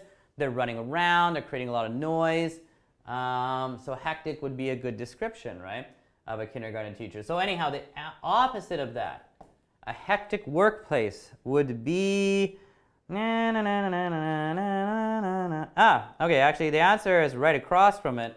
It would be F, right? Because F says there's usually nothing to do, right? That would be the opposite, because if it's hectic, busy, right? But there's nothing to do, that's like the opposite of being busy. Okay, let's take a look at number 7. You meet lots of people. Okay, what would be the opposite of you being able to meet a lot of people? Well, the answer here would be I. Because I says you feel very isolated. Now, isolated is a good word, right? Isolated.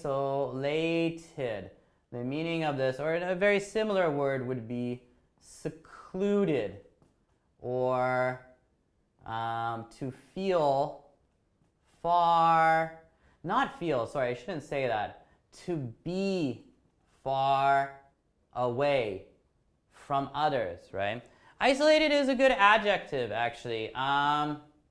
Now, if you have a job where you feel very isolated, it means like you're kind of working by yourself, you're far away from other people, right? Like an accountant or something like that, right? But you could also use isolated to talk about like certain communities that are very far away. Like my hometown is in an isolated area. It's like kind of far away from other towns, and like usually there are a lot of people in my hometown that live in like isolated places, like kind of far away from the town. Like I had a friend who lived in a house in the forest about 30 minutes away from my town, and there was no other house close to their house, right? Like the closest house to his place would be like a 15-minute drive away. So they lived in like an isolated area, right? Anyhow, so isolated is a good one. But let's move on to 8. It can be dangerous, right? So maybe some jobs, it can be dangerous. You could get injured, right? What would the opposite be here? Oh, opposite actually is very easy.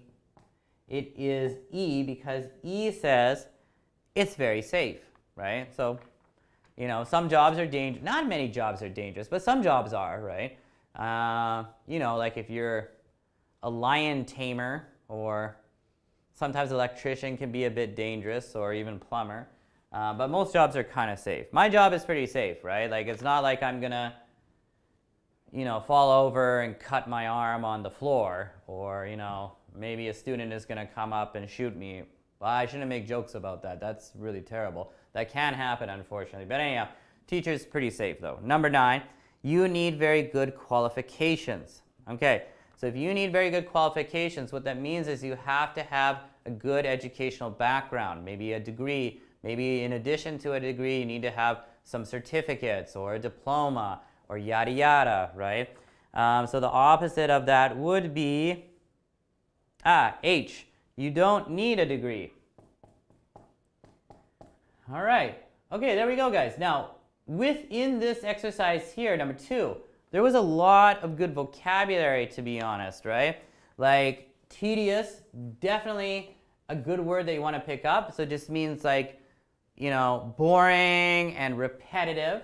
But besides that, the expression, it's a piece of cake, that is, actually, did we just look at that expression when I was looking at the idioms?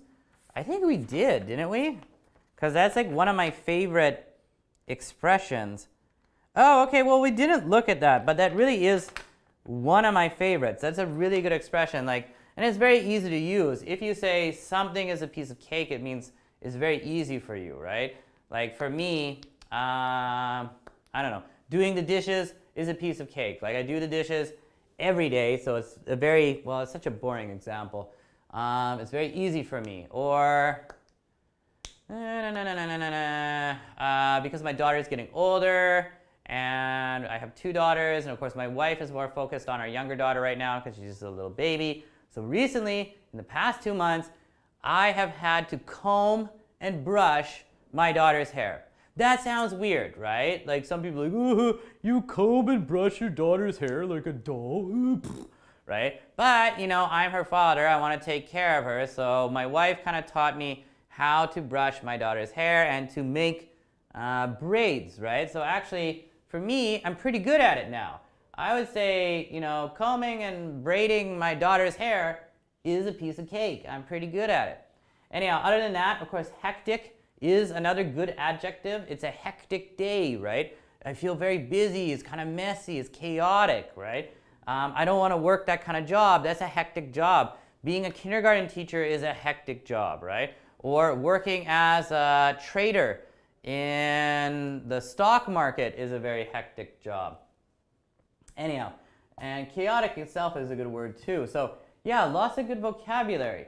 Along with, of course, isolated, right? If you feel isolated, you feel like you are far away by yourself. Maybe it's not your choice, right?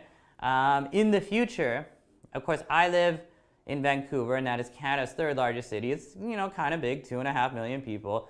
But in the future, I would prefer, I think for some time, not the whole time, but I think I might prefer to live in an isolated place where I don't have to, this sounds really weird, where I don't have to talk to somebody every day. I think I would like my dream vacation in the future would be like having a week where I'm by myself. That sounds so weird. But anyhow, all right guys, but why don't we take a break? I think we're gonna stop it with describing jobs. The rest of this here is pretty good, but let's stop right now. Let's take a break, and after the break, we're gonna do our elective material. Okay, so I will see you again in 10 minutes.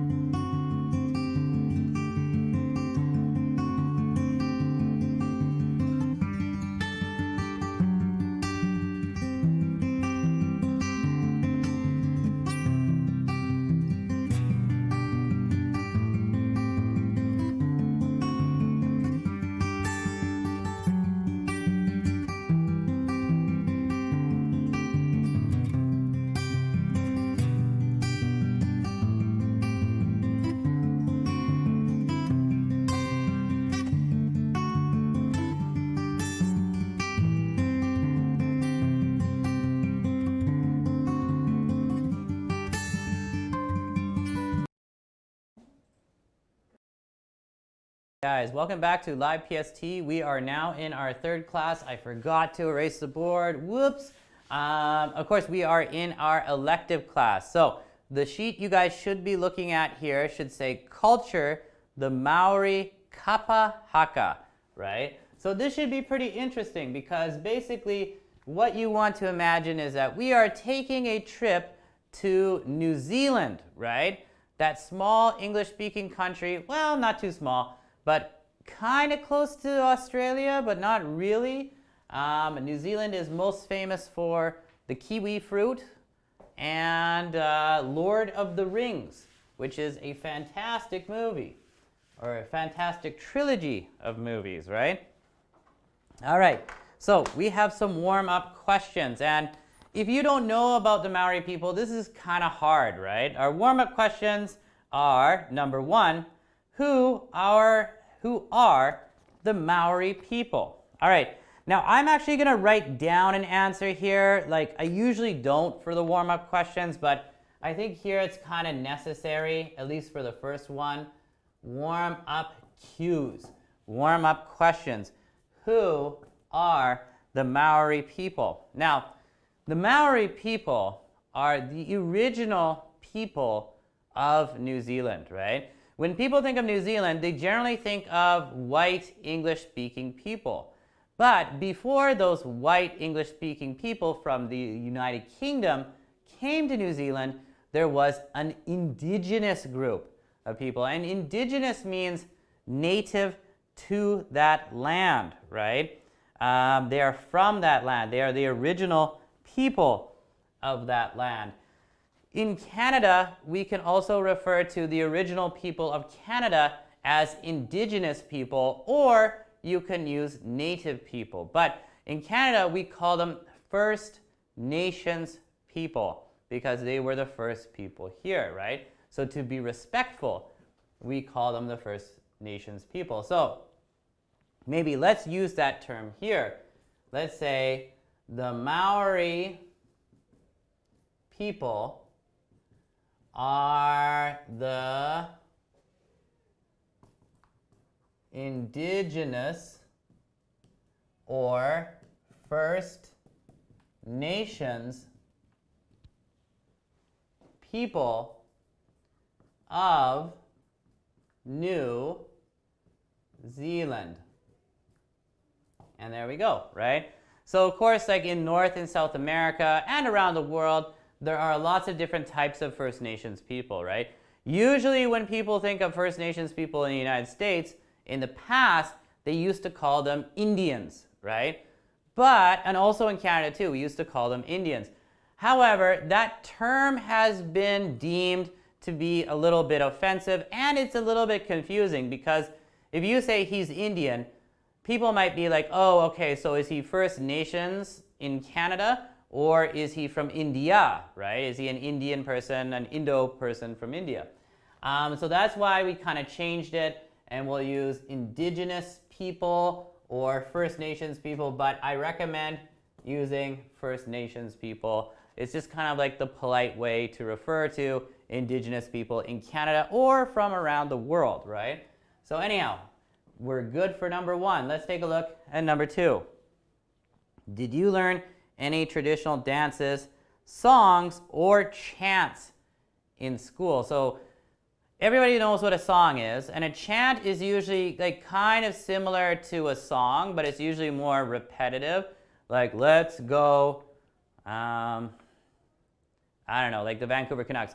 Let's go Canucks, let's go Canucks, let's go Canucks. That's like a chant, right? So I don't know about you guys, but thinking about myself going through high school, junior high school, elementary school, up north in British Columbia, did I learn any traditional dances? Yeah, I did, yes. I learned how to line dance. Line dance is kind of like a country dance in Canada and the United States. I also learned a school chant So I learned a school chant that we would chant when there was a basketball game. And the name of the basketball team, the name of my school was Skeena. And so we were the Skeena Cougars, right? So we'd say like, let's go Skeena Cougars or something like that. Actually, I guess I can't remember it very well, but I learned it in the past. Anyhow, number 3, we have, are there different traditional cultures in your country? So I'd be interested to know for you guys, whether you're from Japan or Korea, Brazil, Colombia, Chile, Peru, Ecuador, wherever you're from, are there many different traditional cultures?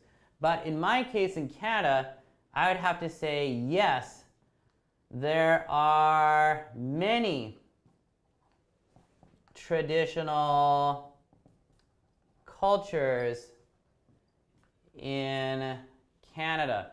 Now that might be confusing for you guys because when you think of Canada, you're probably just imagining Canada is a country full of white people who originally came from the United Kingdom and they speak English and that's it. But Canada is actually culturally much more complicated than you think. I think Canada is definitely culturally more complicated than most countries, although we have a small population. But if we think about Canada, the original people here are the First Nations people.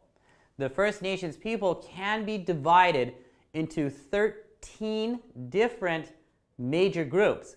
But within each group, there are different tribes that have different traditions, right?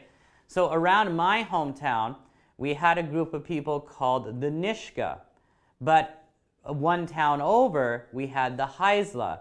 About an hour and a half away, we had the Gitsan.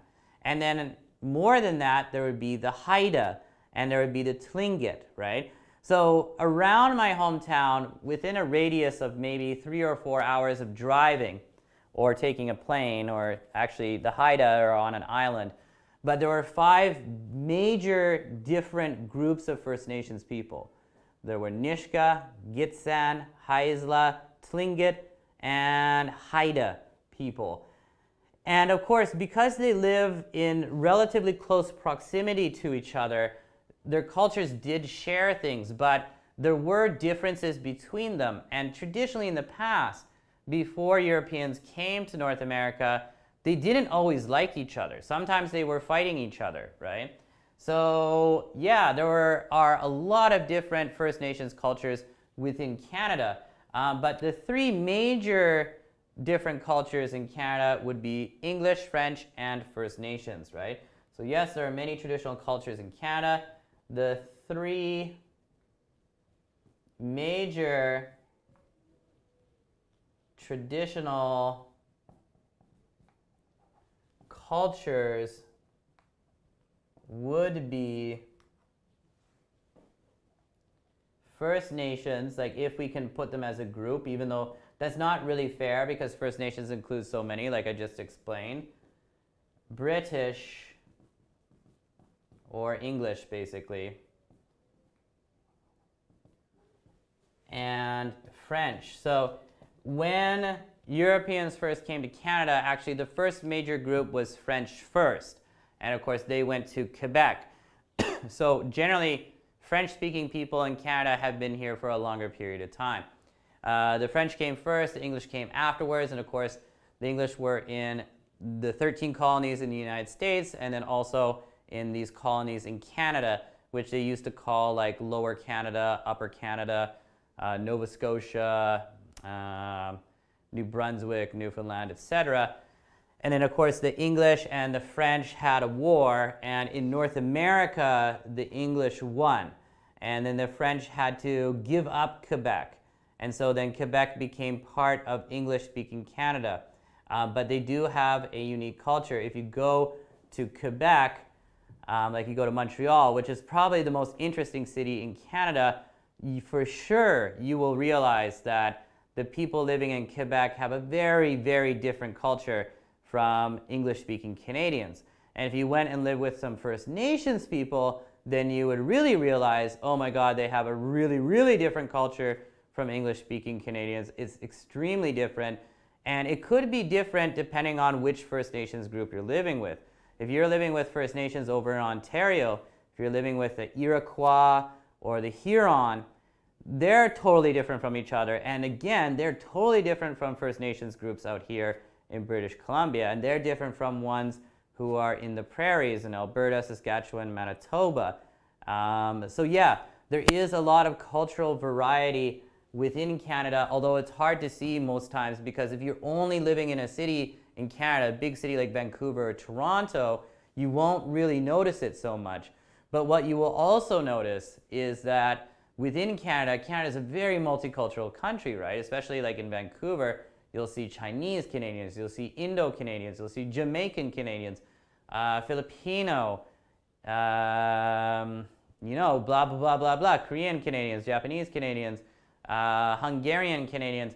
There's so many different groups here, and some of them really hold on to their traditional culture. So Canada's culture is definitely more complicated than people think. Anyhow, let's continue onwards here, guys. We have to take a look at our key vocabulary. And, oh wait, are we supposed to listen first? Actually, I gotta double check this, guys, really quick. Actually, I'm not sure if we should listen first or look at the vocabulary. But actually, yeah, I think we need to look at the key vocabulary first, and then we need to listen, and then we need to look at the comprehension questions. And lastly, we need to look at the discussion questions, which do involve a video, which I can't really share, but you guys can like check it out at home. So let's look at our key vocab. First term we have here is the Maori. We already talked about this. Maori are the Indigenous or First Nations people of New Zealand. Next term we have here is fascinating, and that's a really good term to use, right? When you use fascinating, it means like you're very, very interested in something. The preposition, like usually when you use interested, you say, I am interested in something, right? If you use fascinated, it's fascinated with. So basically those two things have the same meaning. If you say, I am very interested in, you know, whatever. I'm very interested in history. You can say the same thing with fascinated, but you're going to use it, or fascinating, but in a different way. I am fascinated with history, right? Now, of course, actually, I guess I shouldn't have looked at this, but if you are fascinated with something, you're very interested. If you say fascinating and you're using it as an adjective, it's the same thing as very interesting, right? So you'd say like, I don't know, something that's really interesting. You'd say like, wow, that building is fascinating, right? Or Turkish history is fascinating, right? Because I like turkeys, they're delicious, so I'm interested in Turkish history. Ooh, bad joke, right? Anyhow, so that's fascinating. Let's move on. Tradition. I think you guys know what a tradition is. A tradition can be used in a similar way as to a custom, right? In every culture, we have many different traditions. I know, for example, in Japan and Korea, it is a tradition to bow to people who are older than you or whatever, right? In Brazil, I'm not too sure about traditions in Brazil, but I'm sure you guys have a lot down there. Christmas is the most traditional holiday in Canada, for example. Anyhow, after that we have war. I think everybody knows what war is. War is when two or more groups are fighting. Of course, the most famous war in history is World War II, when Germany and Japan, but you know, you were bad in the past. It was when Germany and Japan were attacking many different countries, and you know, the United States, the United Kingdom, and the USSR, or the Soviet Union, Russia, were the major ones who fought against them. They were the Allies versus the Axis. A lot of people don't know this, but Canada was a major contributor to the Allies side. We were actually, maybe at the end of the war, the fourth largest power. But anyhow, Chanting. So I already talked about chant and chanting, like people usually chant at sports matches, right? Sports games. Anyhow, so that's chant. After that, we have expert. I think you guys already know what an expert is. An expert is someone who is very, very knowledgeable about a certain subject, right? If you are an expert in computer hardware, you know all about computer hardware, you know how to put it together and to get it working, right? You are an expert, right? I am an expert in how to deal with my wife, right? I've dealt with my wife for a long time. I am an expert. Okay, next term is slap your thighs, right? Now that doesn't really, it's not a complicated term, it's just slap and then thighs. The thighs are on your leg, right? Above your shins, right? Slap your thighs, right? That's it. Stomp your feet. Another action. Stomp your feet is that action, right? Stomp your feet. Shout. Everybody knows what shout means, right? Shout is similar to yell, right? Not exactly the same as scream, but like if I shout, I'm like, hey! I shouted, hey. Hey, how you doing, man? Oh, I'm doing pretty good. How about you, eh? Pretty cold day, eh? I'm shouting, right? I'm yelling. Anyhow, after that we have tribes. Tribes, that's a little bit hard. A tribe is a group of people, and it probably is a certain number of people, like I would say probably in the thousands, but not too much more. Usually people who live in a tribe have some kind of common bond between them. Maybe they're all part of the same racial and ethnic group. So like when I was talking about First Nations in Canada, there are many different major groups, but they can also be divided into tribes, right? So the tribe around my hometown again was the Gitxsan, or sorry, not the Gitxsan, the Nishka. And then there's also another tribe, the Gitxsan, and the Haisla, and the Haida, and the Tlingit, right? Then down in Vancouver, you've got the Squamish, and you have, well, I think it's mostly the Squamish. I think there's a couple of other ones, maybe the Cowichan and stuff. Anyhow, so tribes. And then after that we have, a very good verb, to suffer. To suffer, right? Now suffer is a serious verb, right? Suffer. To suffer means like to feel pain or to go through a tough time, right? All of us at some point in our lives have suffered, maybe because of illness, right? When you got really sick or you had a broken bone and you suffered, you felt pain, right? Or maybe you have suffered emotionally, right? A loved one of yours has unfortunately passed away in the past, or a pet, and you have suffered because of that, right? So suffer is, kind of a useful verb, right? I think a good example right now is, because you guys have probably seen this in the news, is people in Beirut, Lebanon,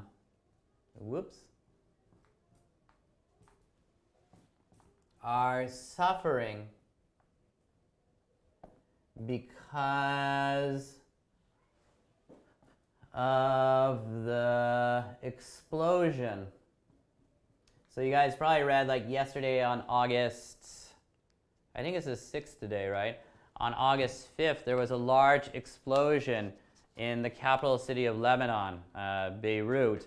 And I think it was at the dock or the harbor, and there was a massive explosion. I think they were not keeping some chemicals in a safe way, and that caused an explosion. And a lot of people died, and a lot of people were injured. So there's a lot of suffering in Beirut, Lebanon. I feel terrible for those people. I hope they find out who's responsible, and I hope that doesn't happen again. Anyhow, after that, guys, we have fortunately. Fortunately is the opposite of unfortunately. So fortunately, if you say fortunately, usually what you're saying is, so thankfully this happened. This was a good thing. This is positive, right? If you're saying unfortunately, you're saying, this is a bad thing. I can't do this because of yada yada, right? So maybe somebody says like, hey, Allan, can you come to blah, blah, blah party tonight. And I can't because I got to take care of my daughters. It's not possible. I'd say like, I would love to come. However, unfortunately, I can't because I have to take care of my daughters, right?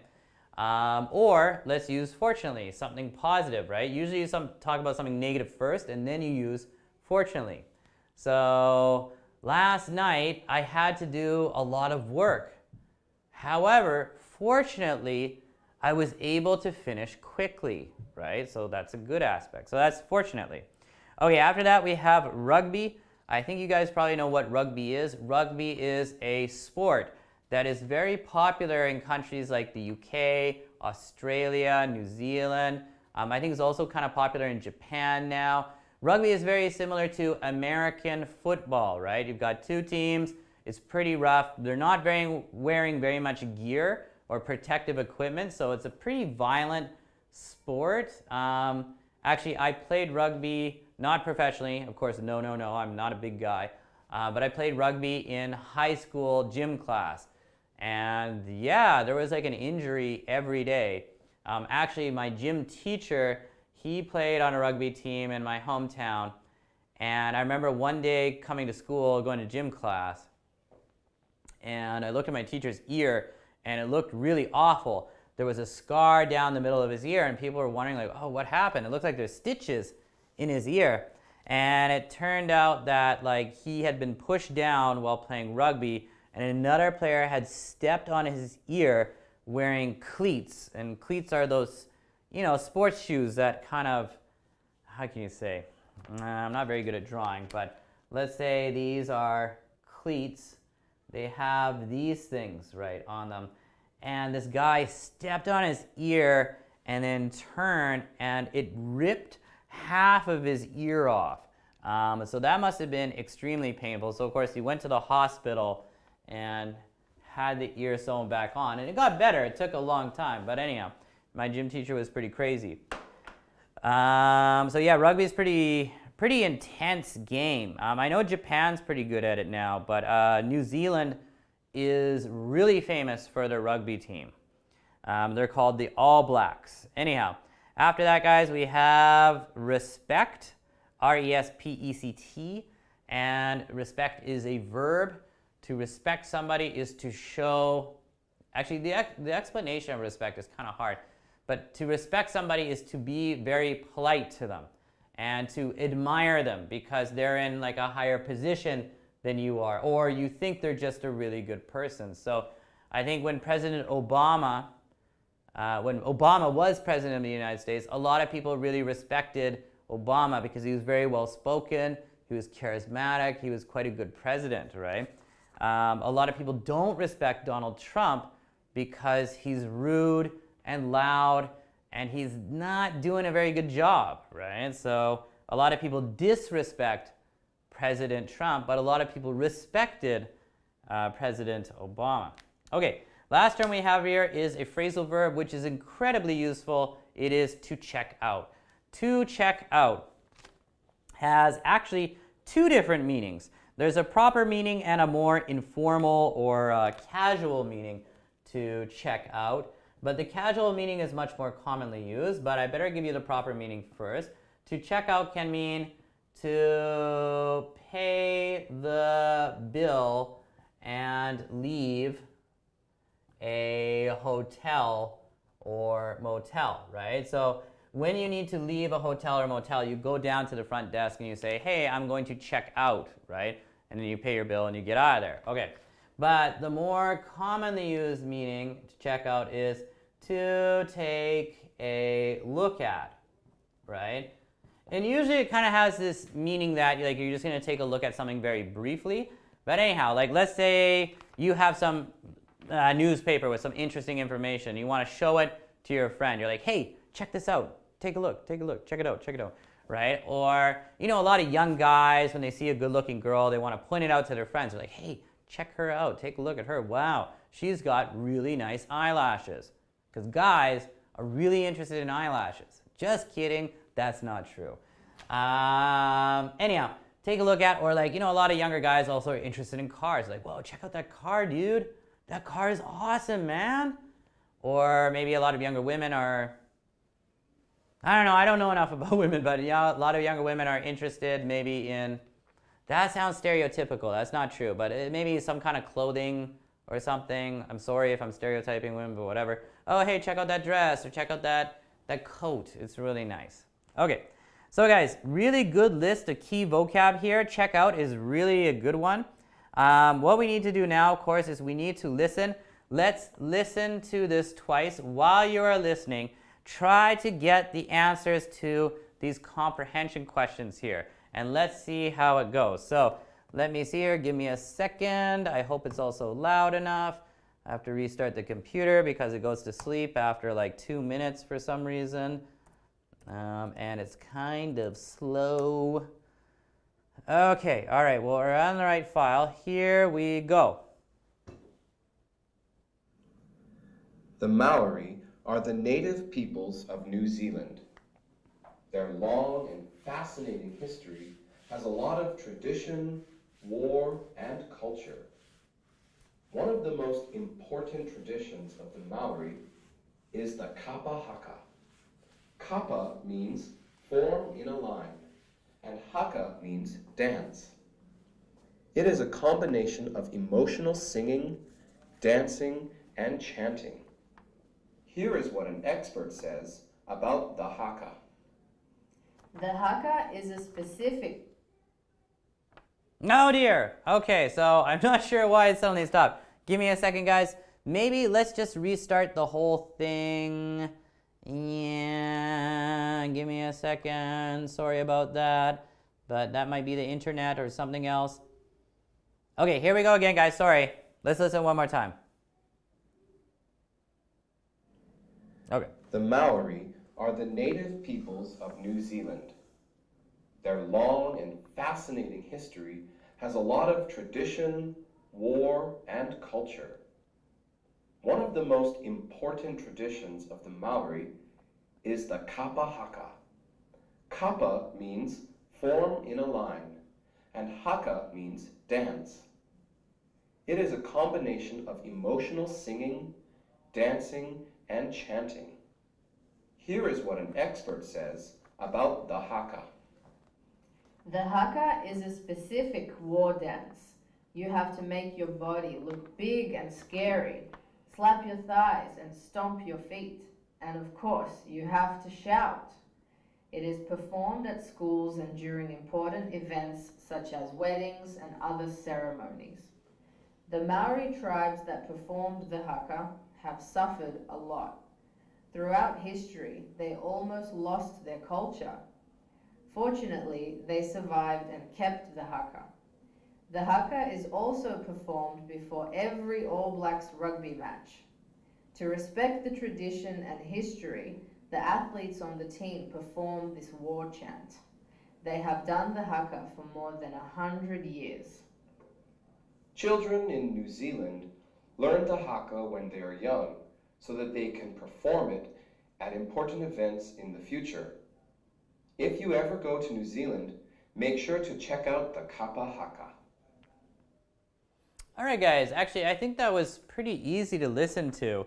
I'm sure that you guys got most of the comprehension questions here, but yeah, I think maybe we'll just listen one more time. It's not very long. It was less than 2 minutes. So let's try listening again, and then we'll take a look at these comprehension questions. So one more time. Whoops. One more time. Okay. The Maori are the native peoples of New Zealand. Their long and fascinating history has a lot of tradition, war, and culture. One of the most important traditions of the Maori is the kapa haka. Kapa means form in a line, and haka means dance. It is a combination of emotional singing, dancing, and chanting. Here is what an expert says about the haka. The haka is a specific war dance. You have to make your body look big and scary, slap your thighs and stomp your feet, and of course, you have to shout. It is performed at schools and during important events such as weddings and other ceremonies. The Maori tribes that performed the haka have suffered a lot. Throughout history, they almost lost their culture. Fortunately, they survived and kept the haka. The haka is also performed before every All Blacks rugby match. To respect the tradition and history, the athletes on the team perform this war chant. They have done the haka for more than 100 years. Children in New Zealand learn the haka when they are young so that they can perform it at important events in the future. If you ever go to New Zealand, make sure to check out the kapa haka. All right, guys, good. So I think after listening twice, I think that's really enough. That's sufficient. Let's take a look at these comprehension questions here. So the first one is, what does kapa haka mean? And that was explained very quickly and quite briefly at the beginning of the dialogue, but I thought it was pretty clear. So what does kapa haka mean? Kapa meant form a line, and haka meant dance. So basically our answer here would be, it means to form a line and dance, right? That is the kapa haka. All right, number 2. What are 3 things you have to do to perform the haka? So what are 3 things you got to do? Let's write this down. 1, 2, and 3. There are 3 things you got to do. Of course, they said you have to make your body big. That is the first one. Make your body big. Number 2, what else do you need to do? You need to, ow, I hurt myself, but you need to slap your thighs. Okay, and then another thing you needed to do was stomp your feet. Stomp your feet. Okay, so if you want to help or you want to take part in a kapa haka, you got to make that line, make yourself big, then you got to slap your thighs and stomp your feet. That's the dancing portion, right? Anyhow, pretty cool. It actually makes you look very intimidating, right? And kind of scary. That's the point of the kapa haka, right? Okay, number 3. What did Maori tribes almost lose? Now, even if you didn't catch this in the dialogue, just remember the Maori people are the indigenous, the native, the First Nations people of New Zealand, right? And then people came from the United Kingdom and they colonized the country, and then now the majority of people in New Zealand are Caucasian people from the UK or from other countries from around the world. So the indigenous people, when the Europeans first came, or when the British first came, they really struggled with them, right? They didn't want to lose their land. They didn't want to lose something else, right? And honestly, this is the same story that you would find with many First Nations people in the United States or Canada, South America, Mexico, etc., etc. They almost lost their culture, right? So number 3 should be they almost lost their culture. But fortunately for them, they did not lose their culture, and the kapa haka dance is a major part of the culture of New Zealand as a whole now. Not just for the Maori people, but also for all citizens of New Zealand. So it's quite nice, right? That they share that with everybody. Anyhow, let's take a look at number 4. We have haka is performed before every what? Now, like we talked about before, this is a sport that's really, really popular in New Zealand because they're basically the best at it in the world. They are extremely good at rugby. So, and their team is called the All Blacks, right? So the haka, or let's call it the kapa, haka is good. The haka is performed before every All Blacks rugby game. Before every rugby match or game that they have, they will perform the kapa haka. The original idea, of course, was the kapa haka was used in war, but now it's used in rugby games. It's kind of used to like scare or intimidate the other team, all right? Okay, so number 5, guys, our last comprehension question. They have performed the haka for A, more than 100 years, B, 100 years, C, less than 100 years, or D, 100 times. If they've only performed it for 100 times, that would be really, really weird. So if you think back about the dialogue, the correct answer here is actually A, more than 100 years, right? They've been performing this for a pretty long time. So good for the Maori people. Okay, guys, now we do also have some discussion questions. I don't know, maybe I will just take a quick look at these and kind of think about how I would answer them. There's just 2 of them. And actually, it does ask us to watch a video, but the only problem is I can't really show that video to you guys. So you guys can see the sheet though, and you can see the URL link for the video. I recommend punching in that link, clicking it in, and checking out that haka or the kapa haka dance and then see what you think about it, because our first question is, watch the video of the original Maori haka dance. How do you feel after watching it? Okay, so maybe I'll watch that right now. But you guys will have to give me a moment here. And of course, I'll turn the sound on so you guys can hear it. But I also recommend that you guys should actually punch this in.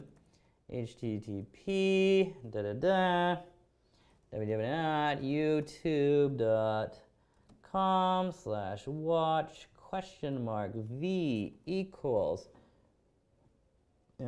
B. Oh, wait. V equals B I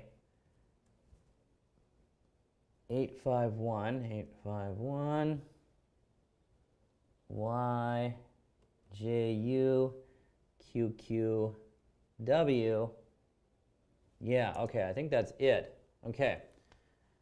All right, I think I punched it in correctly. It's only a minute long. Here is the video. Wow.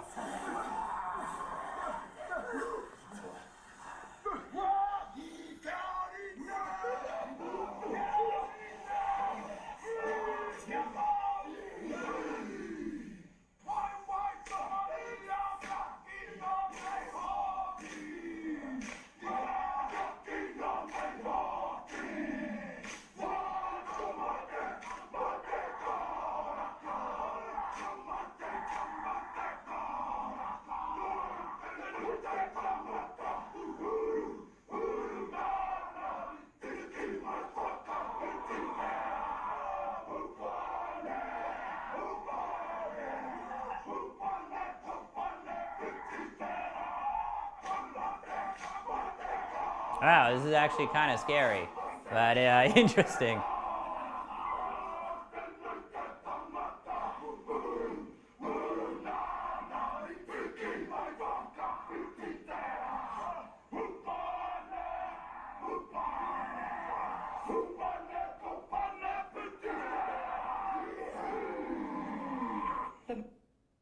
Okay, guys, all right, so I just watched the haka, and that was actually a really interesting video. So I really recommend, you guys punch in the URL here, check it out, and then think about how you feel about that. Yeah, it says, how do you feel after watching it? Yeah, honestly, if I saw a bunch of guys suddenly come out of the forest and start doing the kapa haka, yeah, I'd feel pretty freaked out. Like if they were directing it towards me, yeah, I'd be kind of scared. So yeah, it's like a very interesting traditional dance. It's kind of scary and intimidating, but at the same time, it's kind of fascinating and interesting, right? Like obviously, it is an important part of their culture that they are trying to maintain even in this modern age, right? However, that being said, like I said, I grew up in an isolated community where there was a very large First Nations group next to my hometown, the Nishka, and they also had traditional dances. They were not the same as those ones. The native people around my hometown, the Nishka, their attire or their clothing was quite interesting. They're one of the groups that would make totem poles, and they would usually wear kind of long capes, and they would have interesting hats, and sometimes they would make these kind of like helmets and masks that would look like a crow, because in the culture of the Nishka, the crows were kind of seen as a sacred and intelligent animal. So to respect them, they would put on masks that represent crows. And they would also do this when they were fighting other groups. So I've seen First Nations dances from the Nishka. It's not the same as the Maori. That's more intimidating. But the Nishka also have their own history. But a lot of indigenous cultures have their own dances, their own songs, and all this kind of stuff. But yeah, I did feel like, wow, that's intimidating, but also fascinating at the same time. Now, number 2 here, this is a good one. It says, look at the underlined section in the dialogue. So what you guys should do is actually, if you look at the back or the second sheet here, you have a transcript of the audio, right? The Maori kapa haka. And it says, look at the underlined section. And it says, if you ever go to New Zealand, make sure to check out a kapa haka. And the question here is, what is something in your country you recommend people check out? So you can kind of use the underlined portion here to form a good sentence. Like if you want to recommend to people, something in your home country, you might want to say to them, if you ever come to or ever go to, whatever country, so you might be from Brazil or Japan or Korea or Chile. If you ever go to Canada, make sure to check out something. Right? So I'm going to have to actually think about this. If you ever go to Canada, now the problem here is Canada is a huge, huge country geographically, right? Like if you want to go from Vancouver to Toronto, and Toronto is not on the eastern shore of Canada, right? Like if you want to go far out to the east, like Vancouver is kind of like, on the Pacific edge of the western side of Canada. On the opposite end, it would be St. John's, Newfoundland, or Halifax, Nova Scotia. If you flew from Vancouver to Halifax, and I don't think there's a direct flight, there might be, I think it would take about 7 hours. To go to St. John's, it'd take about, I think about 8 hours. But even like from Vancouver to Toronto, it's a 5.5, maybe 6 hour trip. It's really far away. Like this is a huge country. So it's hard for me to think of something that's similar across all of Canada that I would really recommend. But if you ever go to Canada, make sure to check out,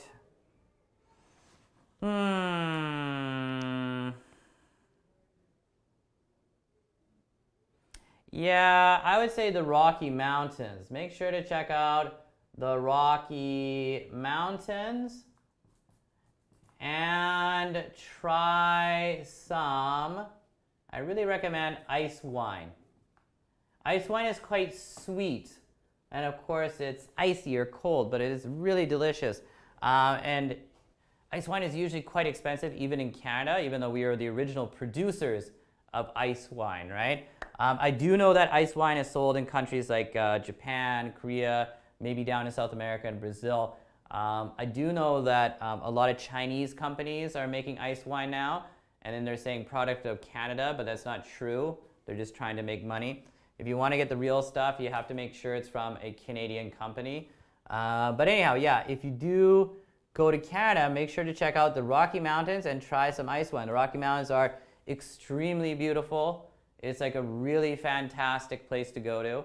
And ice wine just is really delicious. So there's lots of other things I could recommend. You know, hey, try out poutine, try out a smoked meat sandwich. If you're in Montreal, try out a cow tongue sandwich. Cow tongue, quite delicious.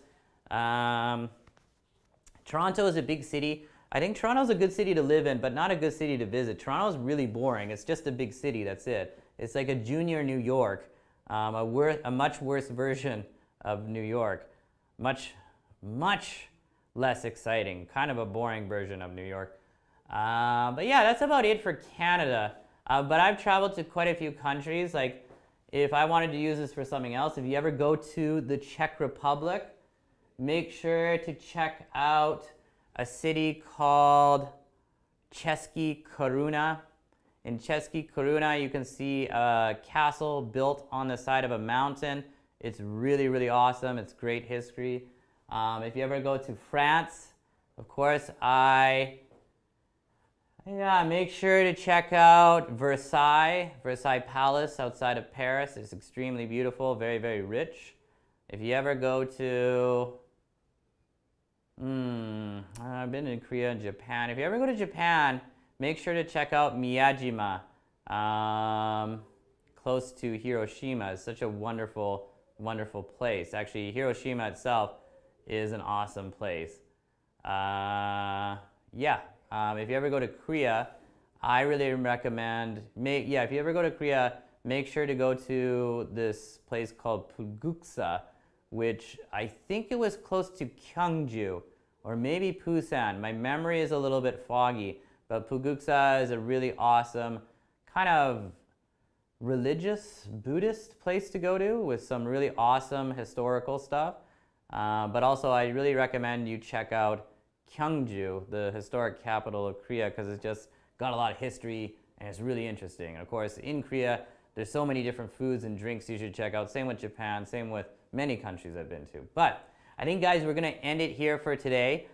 In tomorrow's class, of course, we will be doing some more review related to vocab, related to grammar this week, and hopefully we'll be having a fun afternoon, well, not afternoon, but a fun third class elective, and then you guys will be able to take your quiz, whether that's the written one or the speaking one. We'll see how it goes. So, yeah, that's about it for today, guys. I'll see you guys tomorrow. Enjoy your Thursday and stay safe. Wear a mask. I should be recommending that every day. All right, guys, have a good day. Bye-bye.